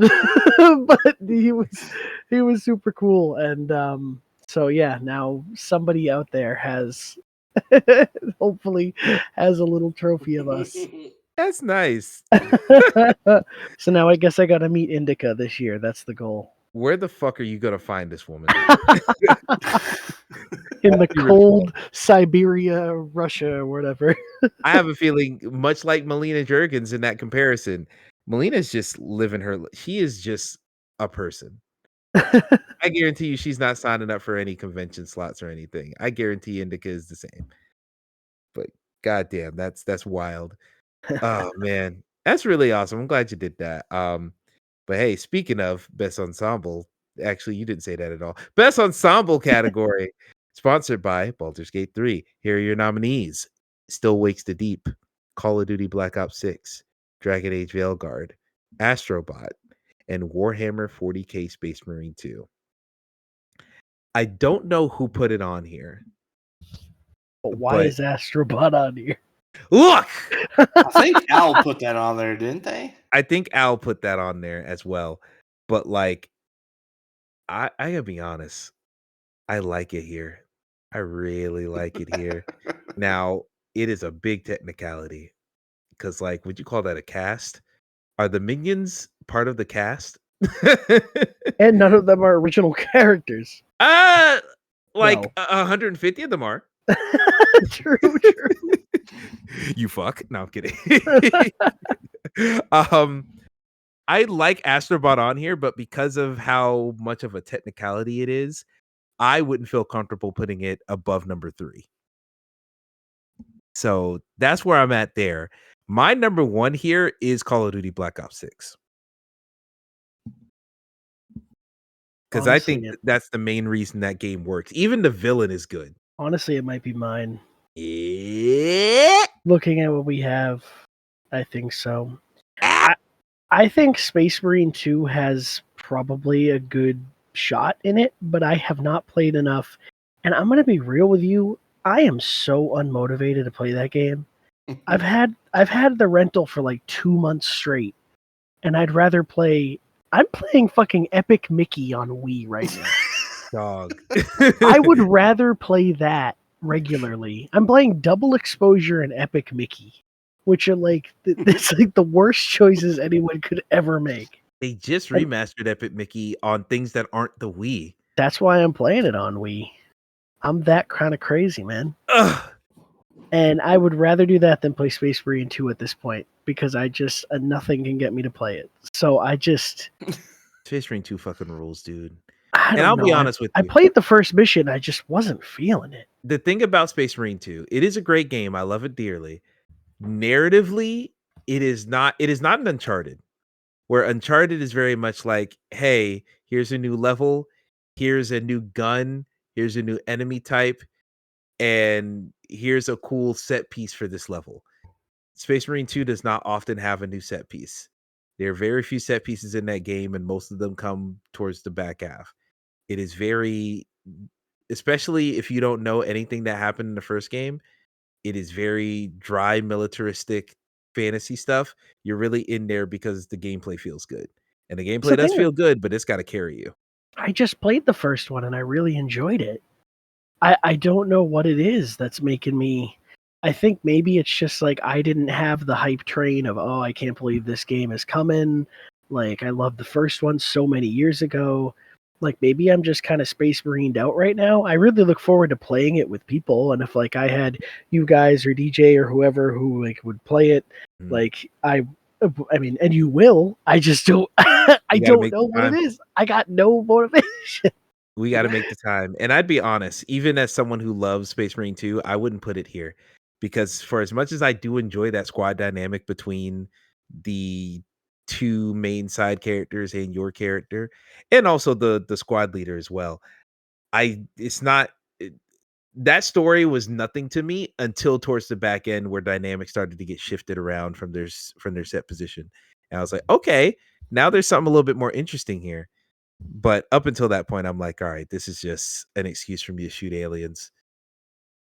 So I don't blame you for not being connected. Josh, I don't think you're connected to Space Marines characters either, huh? Not at all. So I will wipe it from the ledger. Now, Oh, let's can we Mhm. say, not to keep taking control? I'm sorry. No, I'm on one. no. We are equal here. Please go ahead. Still Wakes the Deep is a game that is heavily focused on the characters and your crew that you are around and the relationships that you've had with them. And I'm only halfway through, but I've seen some shit. and I really, really enjoy its cast and like what goes on. I mean, Josh said it great that it's like The Thing. Like The Thing is great for its cast and having just a group of people in a small area. Alien's great for the same reason. I mean, it does that very same that kind of vibe. I think it does a great job of, the game's not very long, but just like the few interactions that they all have with each other, it feels like they've known each other for a long time. Mm-hmm. So and you get sucked into that. Yeah, it feels like kind of a family away from home that they have going on there, and yeah, shit goes wrong, and you feel it among the whole crew, and yeah, I really like that entire cast in that game. And based on what Emmett has said, I kind of feel like if I had played it, I might put mouthwashing here for a similar reason. Oh, if it's fuck! like I a forgot. team of people. Should I put mouthwashing here? Because if I put mouthwashing on here, this isn't one of those type it, talk about it, delete it. I would fight for it. I think instead you should put that energy behind the two of us and let's Still Wakes the Deep get nominated. Here's what I'm feeling. Because the thing is, I would feel weird for Dragon Age Veilguard. I feel like The Thing is the ensemble. I think that's like the biggest selling point of that entire game. That's what I'm thinking too. But then I'm also thinking, well, if we got rid of it and maybe we just say, fuck it, pick Varric anyway. Don't even give Alan the option. Just say, we picked a Veilguard character for you. And then we get rid of Veilguard in the ensemble. And you said that the characters were the worst part of the game, right? Me? Or the most controversial? No, I said that. It's not that the characters are bad, it's that they all have their different archetypes and personalities and whatnot. It's just that they will drop everything to satisfy the player. It's like, oh, I'm mad at everybody, and I'm mad, and that's my defining trait. Oh, you want a romance? Well, player, suddenly you're really hot right now. That's just the vibe and thing that I've heard from everybody, the main critique, which does that mean, because these characters seem to have less free will because the player can just come in and overwrite their shit, does that make them weaker characters? Or does that say, hey, this ensemble is so compelling, you want to sleep with everybody for different reasons? So like, what's the bonus there? Because here's what we're facing. I do like what Graydon's saying about, hey, Dragon Age Veilguard, pick it and pick something in Dragon Age for performance. Just flip a coin, and then we delete Veilguard from Ensemble. But then that would make it where Still Wakes the Deep is number 2 and Astrobot is number 3. And the thing about it is, actually, no. I was gonna say, when we talk about ensemble cast, the point of an ensemble cast is, look at how they all interact together. I don't know in Astrobot how much they're interacting together. They interacted the end mission. In the final mission, fight. You're absolutely right, and that was really cool. And also the what is it? Whenever you hit the button and like rally them to a puzzle or Mhm. something, that's also cool. But the thing I keep thinking about is just the museum that is that main level. Just Yeah. like every character in the fucking world just sitting there in a diorama for you to interact with. That's fucking cool. Like the hub world? Yeah, the hub world, yeah. Like that's some of the coolest shit in video games this year. It is. It's really good. And that's if that ain't an ensemble, I don't know what is. So I really think Astrobot belongs on here at number 3, but I think it belongs on here. And I think we can just flip a coin and say, hey, get Veilguard on the other one. Actually, no. We'll still let Al select what we're gonna do for Veilguard in the previous category, but here I say we delete it here and do because I think Al also plays Still Wakes the Deep, right? Alan, so interestingly, Alan's thing on Still Wakes the Deep is that they liked the aesthetic of it and wished that it was like a oil rig simulator, basically. With no They- horror. They didn't like the once it got into like horror aspect, it was not. I think they shut it off. Wow. So, which is weird because Alan likes horror games, but I don't know. They just kept saying, "Now I wish that there was like an oil rig simulator." Dang. What is it with Which Alan interestingly, trading cards? Not Sorry. this. Still Wakes the Deep gives off kind of a vibe of that in the beginning when you're meeting all your this ensemble of characters and you're just kind of going around the different decks and like solving some problems and like you're really just getting into, oh, this is what we do here. So arguably you could say Alan's favorite part was the ensemble and meeting the cast. We're being cheeky. We're being very cheeky. All right, here's how I think this is gonna go. We're gonna leave the last category as it is, and we're gonna let Al look at that one and make the final choice. I think for best ensemble, it should be Black Ops 6 number 1, Still Wakes the Deep number 2, Astrobot number 3. Same. I'll be okay with that. I'm making that happen. I'm sorry, Dragon Age. I know someone would fight for you. Ain't gonna be me though. It ain't here. Yep.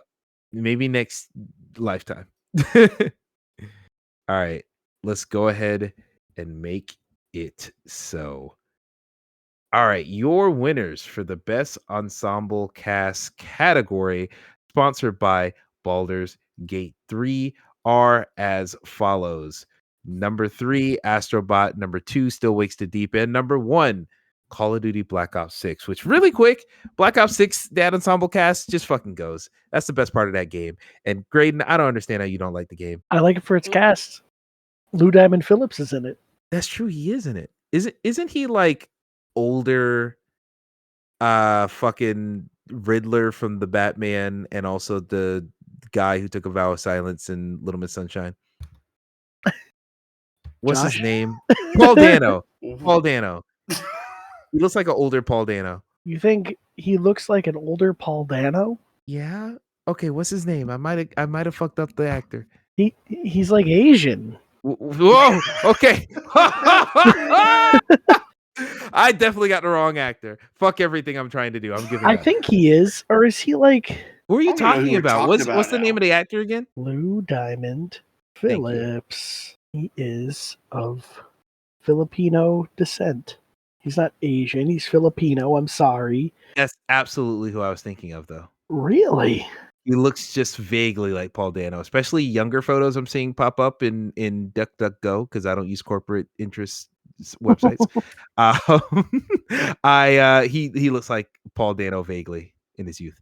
Well, Similar facial structures. he's in Black Anywho. Ops 6, and he's really good at it. He is really good in Black Ops 6. You're absolutely right. Yeah, shout out to that. Yeah, Black Ops 6 is great. Play that game. It is good despite the haters. Play the first 2 missions and then back out. Play the whole game. The whole game is good. Watch the rest on YouTube. If you like Control, you'll like Black Ops 6. If Oh, you no. like Metro Exodus, you'll like Black Ops 6. If you like what's another game that brings shit from? If you like Zombie Army Dead War 4, play Black Ops 6. That's all I got. All If right. you like Call of Duty Modern Warfare, don't play Black Ops 6. If you like Call of Duty Modern Warfare, play Black Ops 6. Oh my god. If you like Warzone, play Black Ops 6. Play Modern Warfare 3. Look, the game's good. I don't know what to tell you, fam. We'll come back around to this come the final category. But for right now, let's go through. Nominate that fucking game for Game of the Year? We is strong, but I might be accurate. Oh no, I didn't put it there. Let me change it. I don't know if Alan will let you. Yeah. Oh my god, you're putting it on there. I'm putting it on there. Oh I'm the Black Op tonight. God. In what fucking world, Emmett, do we give Call of Duty Game of the Year? After so many Call of Duties not getting Game of the Year, you'd give it to Black Ops 6? It's so good this year, dude. Oh my god. We've only been doing this since 2019. They tell me I have the hot takes. Since 2019, there has been one good Call of Duty game, and that was Modern Warfare, the reboot. And it wasn't all that. In retrospect, that shit was kind of not great, but it played very, very well, and that was a big bonus. Not only does Black Ops 6 play very well, but it has the most entertaining single-player campaign. Entertaining, not best, not most narratively engaging, but the most entertaining single-player campaign I played all year. It's just good. It knows how to give variety, and it knows how to inject that shit and still make it work in the canon. I was going to ask you if you would give Infinite Warfare Game of the Year status, but the year it came out, Titanfall 2 came out. You know what? I wouldn't give it Game of the Year status, but it'd be in that top 5. Wow. Yeah. Doom 2016 came out that same year, too. It was a crazy fucking year. Doom Anywho. came out. Firewatch came out. Firewatch wouldn't be in my top 5. I'm sorry. You're it's not in my top. Get out of here. This is in my over. top 100. Watch Dogs 2 came out. Pause. Watch Dogs 2 would be in my top 5, and now I'm thinking about it. When I did my Game of the Year video that year on my personal channel, I think it was like number 7 for Overwatch or Firewatch. Excuse me. Okay, good. As long as it got something. It got some. Oxenfree came out. Super hot. I ain't played it. Well, I played some Super hot. All right, we're going off the script. Assassin's Creed Chronicles India. All right, get the hell out of here with that. All right, everybody. Here are all the categories that we talked about tonight and all of your winners. Best DLC / add-on expansion, sponsored by God of War Ragnarok Valhalla. Number 3, free Astrobot stages. Number 2, Dragon Ball Z Kakarot Goku's Next Adventure. And number 1, your winner, Elden Ring Shadow of the Erdtree. Best upgrade / re-release, sponsored by Resident Evil 4 Remake.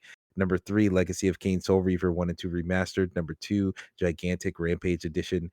And number 1, your winner, Persona 3 Reload. Best narrative, sponsored by 1,000 Times Resist. Your winners are number 3, Dragon Age Veilguard. Number 2, Star Wars Outlaws. And number 1, Indica, your winner. Best performance, sponsored by Cameron Monaghan of Cal Kestis of Jedi Survivor. Your top 3 were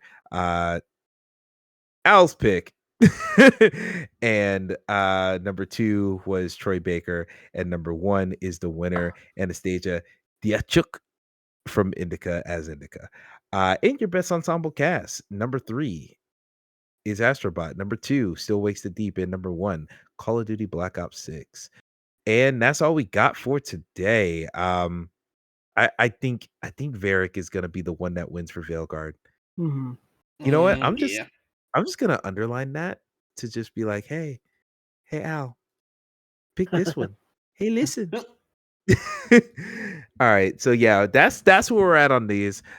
Tune in to the next episode where we're gonna talk about everything from best character, most fun, best soundtrack / score, and best debut and most wholesome. Get ready for all those. I'm gonna have to set up the music player for that one. That's gonna be fun. Oh my god. It's all right. We're gonna make it work. I think it worked pretty well last year. I think Craig picked it up and everything. Didn't have to edit too much extra. But but that'll be fun. I already got to edit a little bit on this episode and last episode because remember it stopped recording for a minute or two. So we're gonna make it work. We're gonna make it work. But thank y'all all for listening. Thank y'all all for watching. Thank y'all all for all the support. I don't know if there's housekeeping. Follow us on Blue Sky. That's all I got. It's late. We're ready to go. Go check out. Oh, well, now wait. It's so hard because This I will can be like, early February. Yeah, I can be like, oh, go and check out our freaking 12 Days of VGU stuff because like it's done now, but like it's been done for a month. So you can absolutely still go back to that.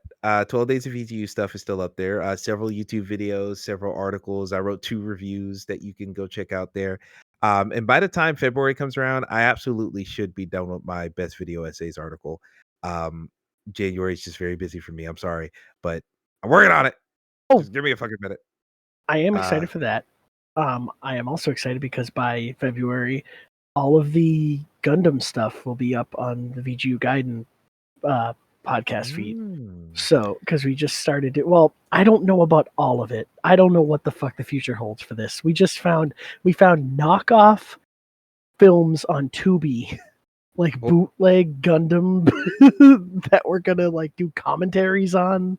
Like, we got ridiculous shit in the works, but for now, the main 3 or 4 episodes should be up. So go listen to those, please. Yeah. And stay tuned for the continuing adventures from the creators of Gundam, Gundit Darn. My God. That would have hit so much better if I didn't stutter because I'm tired. All right, everybody. Al, thank you for hopping on. I appreciate you in the time that you were here. Graydon, thank you for hopping on as well. Hey, it's always my pleasure to ring in the new day with you. It really is. Oh, we started with a New Day reference and ended with one. Hey, look at you. Wow. Hey, that's really nice. Josh, isn't that nice? It is so nice. I could feel the power. Yeah. Josh, are you enjoying the fact that you can watch wrestling on Netflix and on Max now? I don't have Max, but well, I will enjoy it on Netflix. Nice. Excellent.